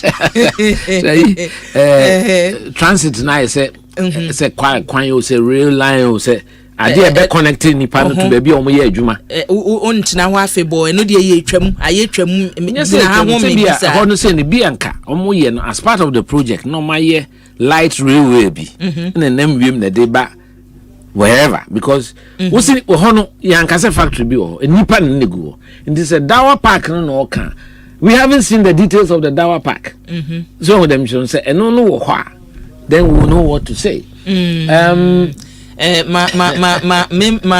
memra ade die yo dia ba ade bo atense akua Mahama the political and so me fidi today ye Ghana for Nsia city a me ni dia tem me ni dimpeni for tem obi a waye mampani da ye nyina ye mampani yento no ho apesa asemo a emfata me am MPP for ne ade me kasa tro me kasa me general secretary ebi nim ko di Mahama tem wa brochire me ka cham so da bi ntimi nyasa especially free Ghana ha no kwa o represent ye nyina this all Bonibia or Bagana ha near the achichin. So I know that's right. James then to the your day about us intelligent minds at work queer a way enumere yedase ewo adwenkesia wode abrayen King Zulu or CBY wawuni ntia Dr. Muhammadu Bawumia wa bury mampani that John Dramani Mahama ne manifesto no media engagement course so nature say utie asemu a ekoso yi a na say wo kan no a enye yie wo kama mpani dada de no a enya de say eyeye baby also wo de enam no obi asemu asie obi de yate Kofi Boateng ma kan wo de ma menko relax reflect mood songs edin de mudi bi ba udin no relax reflect mood songs or say akua NDC amanyuku no waya amanyuku a wo se bre wo se Ghana for bre keke na potato queen wo se kwia mammo enkrofo bi edin na yetie enkrofo benya enkrofo be edin na mabo mesre wada wo ya na waka ma ne emeso mepesa meka na atumi abayi Rick Mens wo se kwia for heaven's sakes munyai nipa bi nyai complaining no na ya supporto na ya nyedan da bi nyesa na ye kono na mamemfa we de yode abaha eja kwabra obi de ode abaha wo so ka achiase asembi yefa agenda 111 no ho we de ode aba se akua mesre wada kache engineer kwabna eja Japan ma me se yen complete agenda 111 bia wa achiase sendie wo kana no kra me achiase na metie mesre no ma won kasa asemi emfa mese na asem da waka na nwumre nyina da efise yen complete agenda 111 bia say towns muko bebre na afawani so but ukobi omikoni we na me ho I'm trying to dom na boa ya achiase de no achiase agenda 111 na he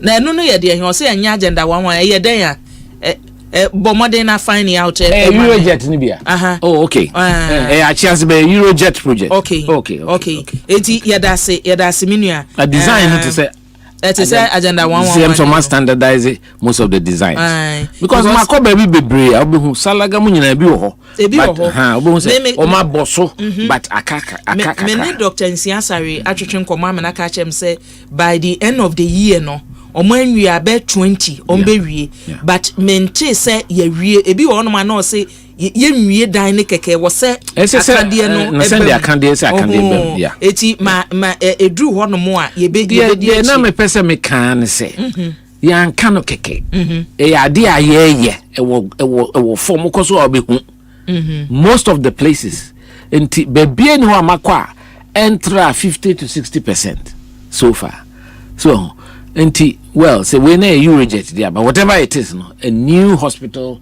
is in a chance is being commissioned and that's what I really wanted to say Mansa Musa wasemi owura kwabna ejeja point Mansa Musa Holland na wo say akua onime pa onime na bisa no ma me say ede be na aka no ede be na nensa aka promise ben ne ede ama no ye nti anwumire obetima ba betena se pa kama mpani ya bedi akire ho asem de se ye nche bia so o ka asem bi mfa ne ho ana enye na make say wachiri Mansa Musa wuni Mansa Musa ye madam ma tama me pray akonwa no me call London me call ni studio me do ni studio say obusam say pajama I hope say oti obusam so questions be na mpesa me obebusa me na me dey me my press secretary to go to me call interview me musa the person obusa be abusa I'm ready in fact o hwe manim say in fact we dey me respect pa na oboni pa be trading omba okita no questions misami we and be akokra do so ba nipa no say onye the questions ya onye interview no wanye obodi no but send them in na say Mansa Musa enye no krese me kan bibi tia Dr. Bawumia politics niye and I want it to be placed I'm saying I explain this as me back it has to do with time you waive the 5-year rule party no emre woman no and it is also true say in 2008 we had to waive the rule in order for him to be on the ticket and no say me say onye party ni there be me say at the time na you waive no there that is why we went to National Council to waive it na no kranya say me sorry ana me kan keke se Mansa Musa tia journalist ne busa say yan to ama Dr. Bawumia na che say party no Asantefo party ne time sebi esremfo na yusu no ne adampo no na am say there be enye no kre o kasa ade a no wan kasa yi na MPP yani Dr. Bawumia ediniye ye wevu man and because I'm just correcting the negative connotation and host no dey ban we need to make sure the record of history is captured properly And it's a capture record no pe. Yes, now attack, and I've never attacked him, but I've had cause. I've had cause to correct a few things. And there, so we be catch them say beer. I know there was one. Them said it had to do with court case, no. So, and I corrected, said no. Young, na National Council na de share no sa. So them sure no. So if you say that, that doesn't mean say, you know. And that was a competition. And after the competition, the rest work together. And the I mean one say, me MPP ni. Inti mansa musa, me nko their party. And I say me free MPP because man we ni. Me dey mean yes sir. I respect the party. I respect the party's wishes, and the majority of when Nipa no win is almost 70% of the super delegates, and also win is 61% of the close to 300,000 or so polling station executive. You have to respect that. That is the decision. Party and for no, from CIN for no, I take a decision. Me Oma to Obama me that as general secretary massively in Tamale, and so Oma to Obama will be at the Omo Penesa me respect it. And Mr. Me a party near. I believe in being a true patriot of this MPP. Me nya crowd party mu or say again ye ma me hwe. Or say dear now ya promise wo. Again ya promise me. Na 2020. Na me executive director Ghana Institution of Engineering. Na mampani a tone safre me. Although that treatment and he treated me as general secretary Yemen, I didn't like it. But because I never or frame me no. Man fan any man wo from. I respected him. Me no call around the country mo be e ho. Iri o chiche put on my baby. That's what I say. Man can hwe, man musa hwe. No prerogative. That's the decision of the president. It is your call we nyina hwe na Dr. Baumi aso so amam hwe. I say hwe. I'm used to it. I had 8 years me can ban no. And I'm by me so be owu. And yanko pa hwe me so I'm fine. And I'm determined to work for the party and the country. And I think said this notion of one crowfoot team said the piano who support you as a wako GBB no ye nyai sade no ye so na ye MPP started young executive forum sata lunch matin ne da no Bonsu mi bia na ye gigi hu sika ne de akoma je ni boate on party headquarters no de party no nti ye de sa na ye training to give something to the party and not to expect anything in return. President Kufuor 1998, me na me di Akufo do achi say ke ko to President Akufo candidate. And so by president, one kase man opportunity o feel. O pejame, o ko be bia me nenam. All the travels around the country, around the world. I was his press secretary for close to 6 years. So, o pejame. Party no so pejame me general secretary da. Ma anye bia nka ho anya hwe.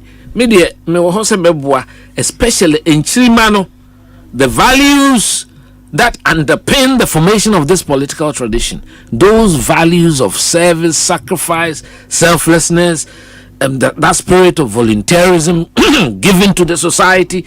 And no na and ne because ayira and now small be say onko tire post akwa no hwe anim no. And no na me pese yesesa no ntina mo he. Ahode bi aka me mu o wi asese between now. Me ti aso mi nso o nse bi amanim ne sa akola but menyi kakra. Fear do see and do trim one just in So, I would say I'm in semi-retirement, but I'm prepared to help the new generation along a good cause for this country. This country is worth saving. It's worth dying for. To one more I am say Ghana there, and I say Obiti Holland say BB Holland better than PhD nominally. You disrespect your country like that. Oh my God, I say Timidi and Saboya Kokoso and say our national anthem with pride.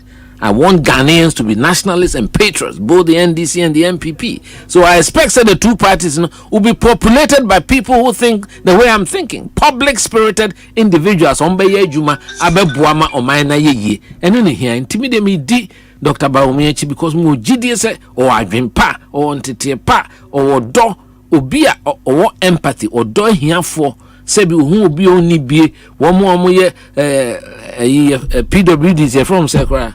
When you did them, what did them tree can say, some uncle whom me treat teacher be named Brofono Yaseme. So, Mam Farmer Professor Jikum. So, Madame for no name, some con whole classes, Kaka. So, it's that kind of thing that draws me closer to him. because I see it in his eyes and I see say a genuine say opeso ye bibi eboa oman no. Many abema wiafia kenten ye boa for sonko emabono is minister regional minister Asempa make o se akua adwumere engineer kwabnaje ama chese mafo or kasa more like a statesman than a politician. Kache ne say nyame onka ne ho papa na omoa no unu abema so no asan aben Mansa Musa Mansa Musa Osei akua Kenya citizens here wo hono mo omubu afu because of high taxes in Ghana. Ye bose ni ye boy ensem mama mpani abediache for flying to UK for an all-night party partying in an expensive London hotel. You see that ben Mansa Musa nyai sa suban no. Eno see that Mate what is asem no? Mate sansem no a ebinu mo keka. Na Kenya fo buafu me ba ho na me ba ho. Kenya buafu. Na Mansa Musa mini Mansa Musa age dear. But yeah na o ya hu no na nani afika kra. Me pese be ka bibi etisa.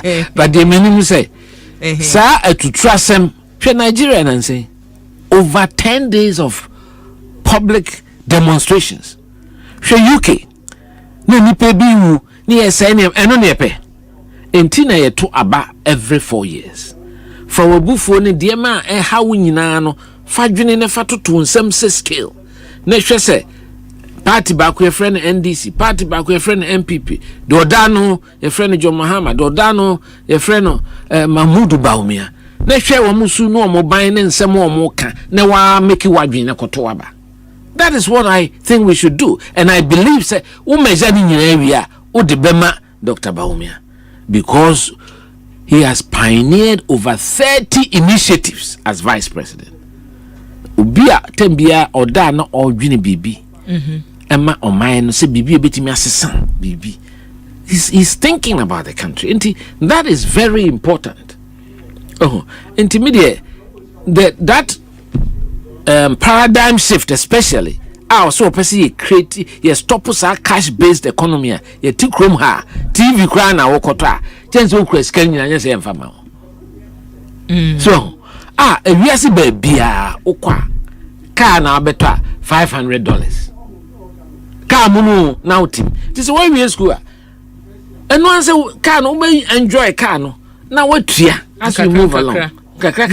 Ma menna Eugene Osei tutu ase Osei akua Achiase district hospital no part of the 12 hospitals are Vamed engineering for na AC Austria contract sum no yes 75.5 million euros na empenifo edisi yeda se for the information ya mode adom yen na Dr. Srebo Kweku director of electoral services electoral commission Osei akua Nipa 23 year independent presidential aspirants and or more ababe picking nomination forms no and automatically most of them fanso ono mo or nipa 23 and ababe fancy. I expect that electoral commission will be up and doing one even what a registered political party should be doing. It should be clear.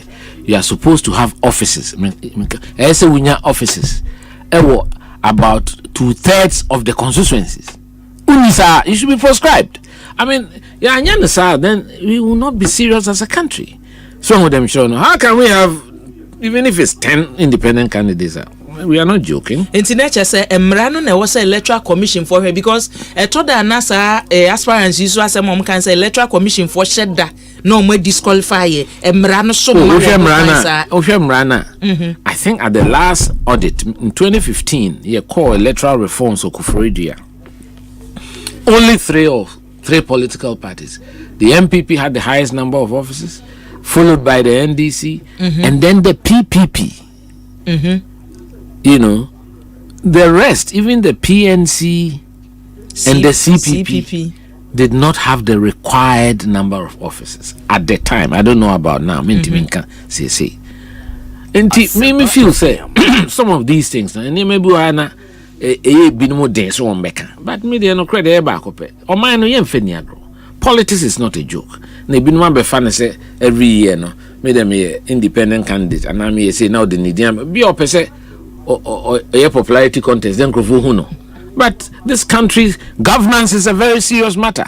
The lives Ghana for one more lives and they at stake. And yes, did agro cry. It is a electoral commission can say based on offices no cry down. I'm telling you. Now, since the Republic, Fourth Republic, by how many political parties have had members of parliament? Until you should see. So I think only about 4. So NDC, MPP, CPP, PNC.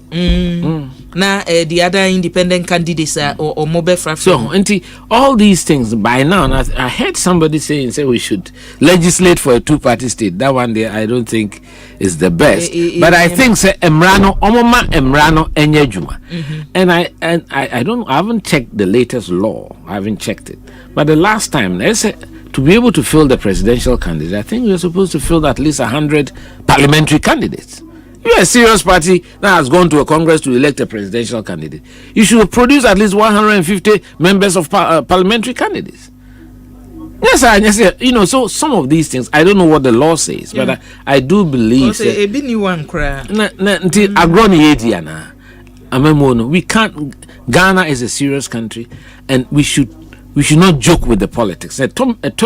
Most media no mode a good day and you make a joke of the political process, and I think say seriousness emba political process no and no so encourage Ghana for obi hot and obi abie na no because of abef number obi atimi in the television station na otenifie na unprintable words ni di ahim for atem ni di amampaniantem ni di opposition leader atem. It's not good. That is not the Ghanaian culture. Ghana cried it. You need nipa temsa. Ebunipa. So we need political leaders to lead by example. And just because you're contraband, you need and you're good. So, enti yenu anoma ndisi form koye bibi se baulaya. The fact that Baumiaka said President Mahama was incompetent, that is a word that is allowed. You can use it. You know. But just call somebody a liar when you can't prove that he has lied on anything, and really run a process, a program to do that on social media. It's sad that we can do so to ourselves. And to me, they may feel say, Omaino is a serious country. This is a great country. I've traveled maybe 2/3 of the country in the world. I've been to many places. Now the way Ghana, we are respected. Esaki minya kwa ke Ghana fo bia ntu kwan na ukoba obo se ukruma West Africa has a champion ankasa in spite of all the things we are saying. Man for back Ghana hanu even the physical infrastructure ni timu ayesi anye me nam kachiro ko enti we have a beautiful country. The people too are beautiful. Na enema ni bi na ese kakra ama se shubia bani patrim se wini ebechina bikura ko wi battery ne abuna ne ekuno. A battery is not worth the life of a Ghanaian. When you are going to be a come to be a fan, why are they born? Munchina fan police. Nam kasi we have social issues too. The issues of family planning. These are issues we don't even talk about a lot, but it's found its way somewhere in our manifesto. Unia doctor. Kwabna Bonfese menchiao. Osei ebiwai. Kache senior engineer Kwabna J Japan mama say mechiana enyume. Indeed, we have a nation to build. We must rally around truth, funding the truth. Osei no kreka. Nature abhors a vacuum and politics abhors a vacuum even more. If you fail to locate certain values and principles of truth to rally around, it is our collective being that will be at risk. Brofo no dia betiti minu abe mana kabila wosu de kamusa otitwi edikeso we voice note bro no chiri also ochiao medanase ochiao da wase ba ohwe ne ekoso adwuma na mu ye se wo nampa se ne wo kan regions 16 regions no makosen Oh, so far my first they are 16 nyina. First round oko nyina. Monna wo. Owie ne afa ne ye constituency. Na wutie ne Ghana fo kan ahokyera ye womuo na bohye na ne. Wo gidi se mubetimi abreki abawei. Na mse won se bi ase no obi wo ha nyame timi yi no. Krofo pe ba o mi asem o. Sa. Mo penasem. Sa mum. No penasem. Un se obi a ojo. Ghana for so penipa ojo. Nye basa. Obuade. Nti no endears him to people. Obi wo crowd to so NDC ni. But uhuna no chia na de one ne be ye no kra no. On thrown off. There be on tesa. So nti that is the kind of politics I'm feel say ye. Ewo omaimo. Na Accra so nya na say Accra ni kuma say Ghana. So Accra ni kuma say Ghana. Se uti bimbila ana chamba ana se uti pandai me ma call around this country maybe multiple times. Professor Dubois me Mr. Kofo 96 98 me campaign me na Dick Nanado and me Ghana and the state of the roads because now I was working with the Ghana Highway Authority as a civil engineer. And utmi baby, in fact Abano road networking they've done a lot of work. The issue I have is a lack of a maintenance culture. Maintenance na yenye no. A kwan bia maintenance na yenye na say yenye ni ye. Eno so ka ho. Value for money. Yenye ni ye. More the engineers and also the political leaders, because who engineer, and if you don't sign it offer, it won't be paid. And then in our manifesto the ashim say sa defects liability period no has to be enforced. We have to enforce that. I think the period is 5 years or 3 years. I have to be clear on that. But defects liability period. Okoye asphalt road. As it me last year without any major maintenance for 5 years. If there are any potholes developing, you have to go back and fix it. You, the contractor, has to go back and fix it. And that's the duty of our colleague engineers, to make sure that they do the right thing. Enti Ghana nya kra nkoano. Yefa ya bakwasemo ya battery mu a. Dollar sem na say dollar dem kan edi no. Barre o say ya regions a MPP Barry ni e beka say mu betimi adi nkuni manu you know.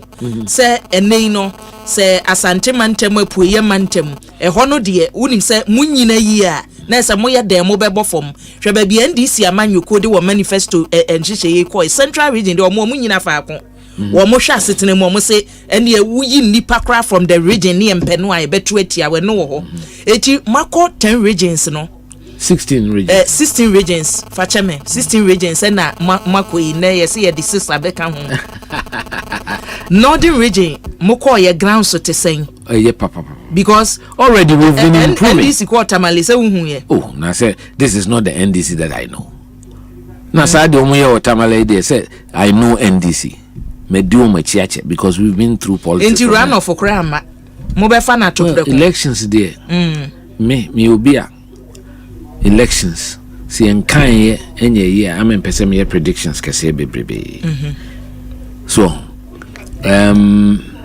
from what I'm seeing in there it's not a likely runoff because I don't see anybody outside the two picking any serious vote.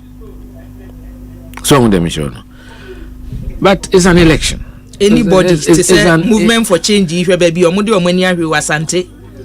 Asante region ye nyina ye be kwa akotena wa ye campaign kese pa na sese kra na ye kasa no wo hwe de regional campaign team no ya omo ye adwuma omo kofom omoni ala no omo kofom ye two party o omo kofom two party ye two party enti I know they don't worry at all about it enti me gidi say me share your strength. This election we are capable of doing 53%. Dr. Baumia, capable of doing that. I will not be surprised at all. However difficult the terrain may look like, we can do that very, very much so. I'm very confident. And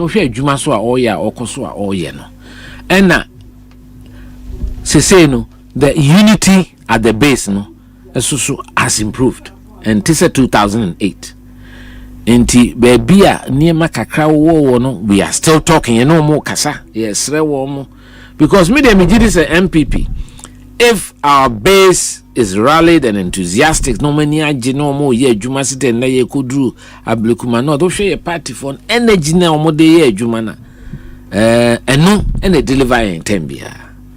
I'm very confident on this but we are not complacent. Ni catch room ye juma sa ne omo a iron say bia party ba no ene man koyi ama no enti na bamu abu no omo kra na ese no mko kasa mo ye nya ahwefo no yes I kasa no kra de me be say ye free ye politics no because say you can say there na say ye co politics because ye ko pe bibia je de free there be esi ye nya aban ye be ye nhihye pama oman na ye yie te say omampani ko for time a wote wokra na bank for aba ofie ye de now companies no mo nam na de loans bro so that the Nyankopon dia chewo achede you can realize your God-given potential wherever you may find yourself.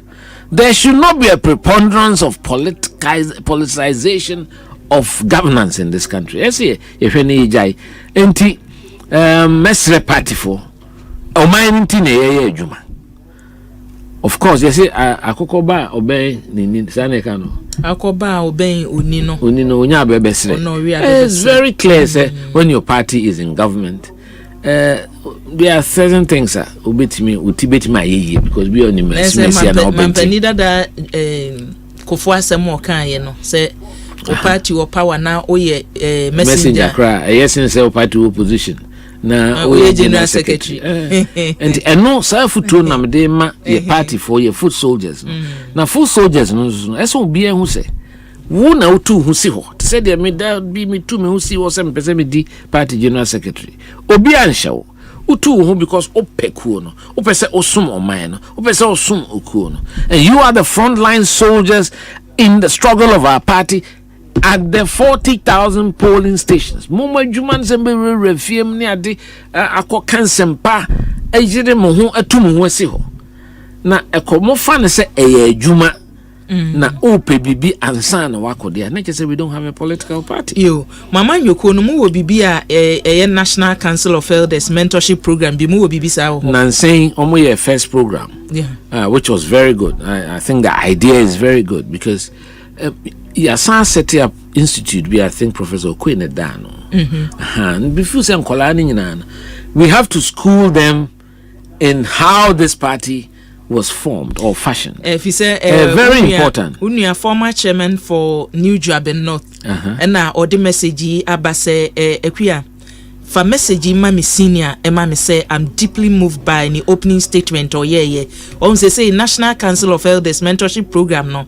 Onimdiefo bi te se engineer Kwabena Japan ne passion ene se ne osi kasa kukudro ye kita no season leaders te se wono ene oru aboache agya komegidi se omo betumi aboa ma ya twe the younger generation no abemenkanka omo wo omo 30s ene omo 40s no ye de omo ba ne cheche won ne ye de twa amanyoko ne funuma ne ye de kyerɛkyerɛ ya that sacrifice ene say obi wo behu se eye party ne kane no eno ebeboa ama niema akoso nti ka kire ne se nyame hwa ne pa na generation na eba no omomoa me enkyerɛkyerɛ omo very important younger generation me am in mrante ne kasa both from the NDC and MPP omo obtain any Tescon ubusana na me scholarship ana me placement the bia obi pe bibia ma no eye. But that should not be the overriding factor in here.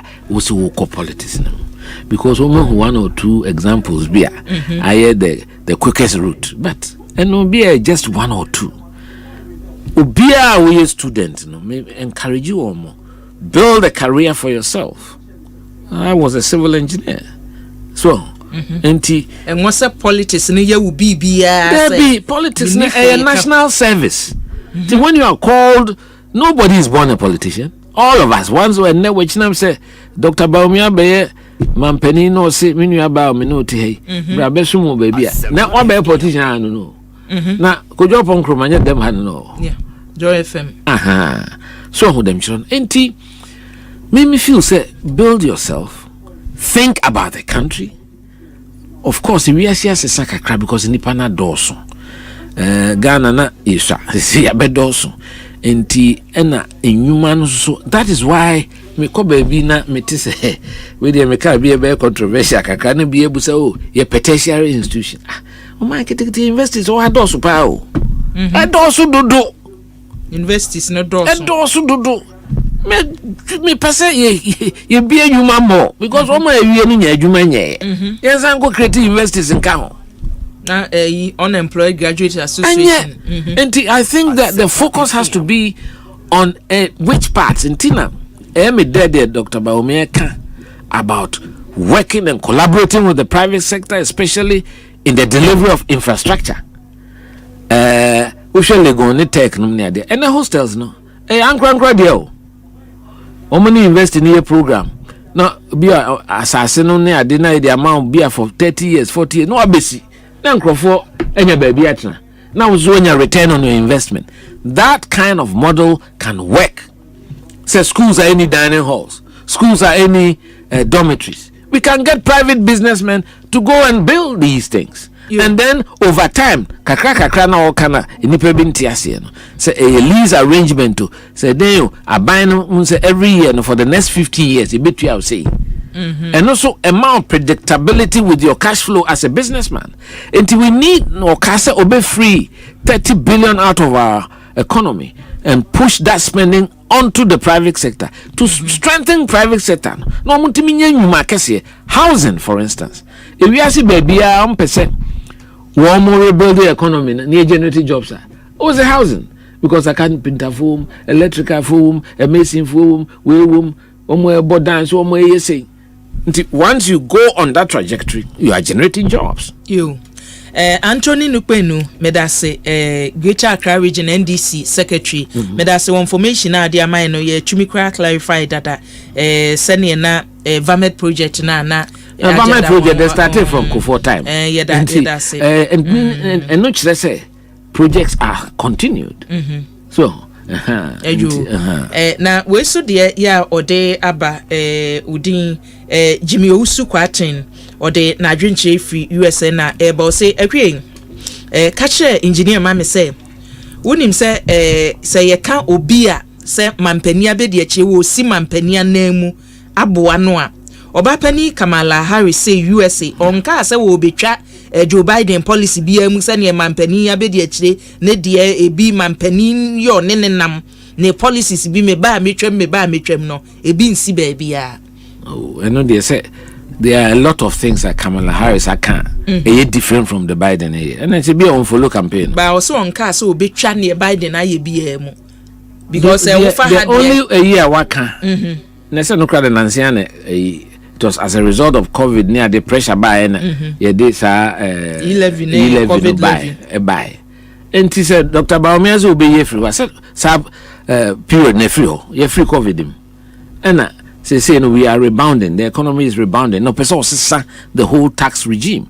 Say tax no say bafum. Na simple. Nanya say me kwa kotra will be a cost of many no ahwe many ka say okay so to 30,000 but oh dear mam 10 to 10 and na mam 5 and I'll be across any memo to 5 na mam 10.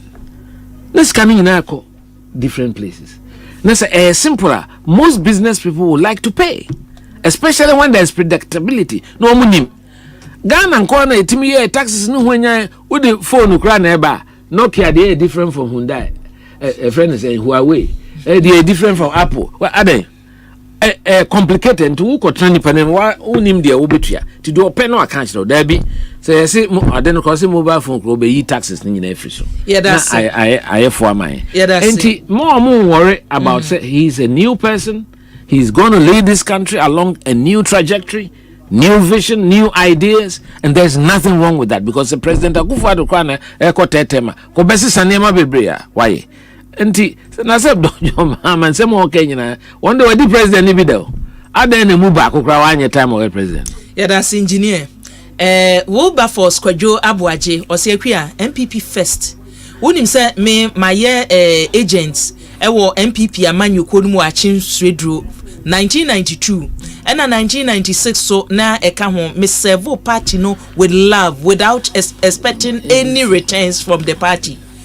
Se o mining puntuo ebekoso eti yene a yeso yedwen o mine ho no yedoso Philemon Adeku was very very true me dogana to the bit omo kansemo a emfata nyina efa o my Ghana ho no oman no baby yegina no erikofo yi de yode about say MPP win elections no chese bibia ni hono mo a ebetumi asikwan Dr. Muhammadu Bawumia ne napo aka abomu yi eniema bekoso Foster Kwatin was deep ni ode tro hwa no na kwakwadu pakon Rotterdam men so wo say possible Dr. Muhammadu Bawumia eberin yabre na ye be engineer yenko dana onkrofo no ba sports for no na sports for mu wani so ade hunu bi ma wode mene doctor ka ho Asempa.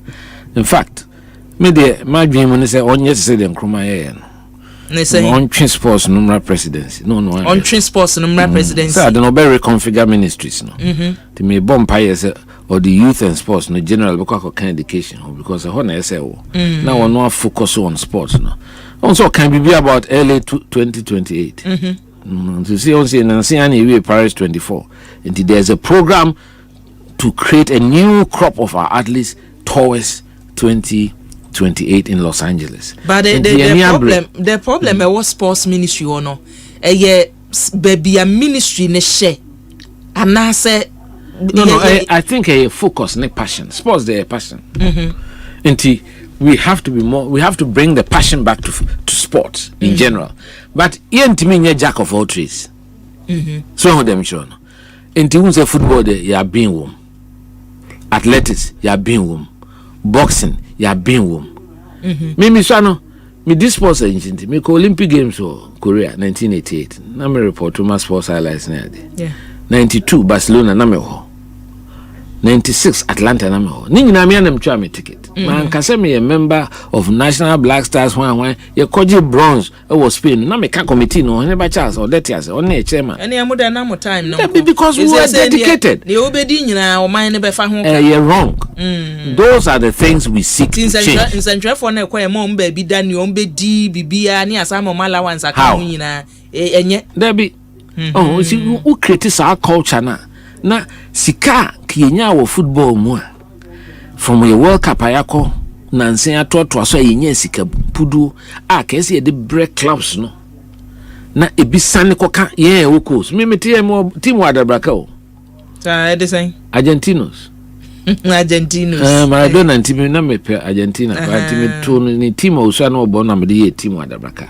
ye goalkeeper say one the Black Stars Atizigi ye your product nyo no kwa Rashid Alasan no ne Prince Tegu Samuel Isaac Vosa Vosa cry no reserve fifi nebo and football we are sitting misesa we ne dia ye kwa sika e benyane abedi o ye di ansa na yaba very very wrong because to say me feel say adia e high and say we have to be deliberate about promoting our Premier League.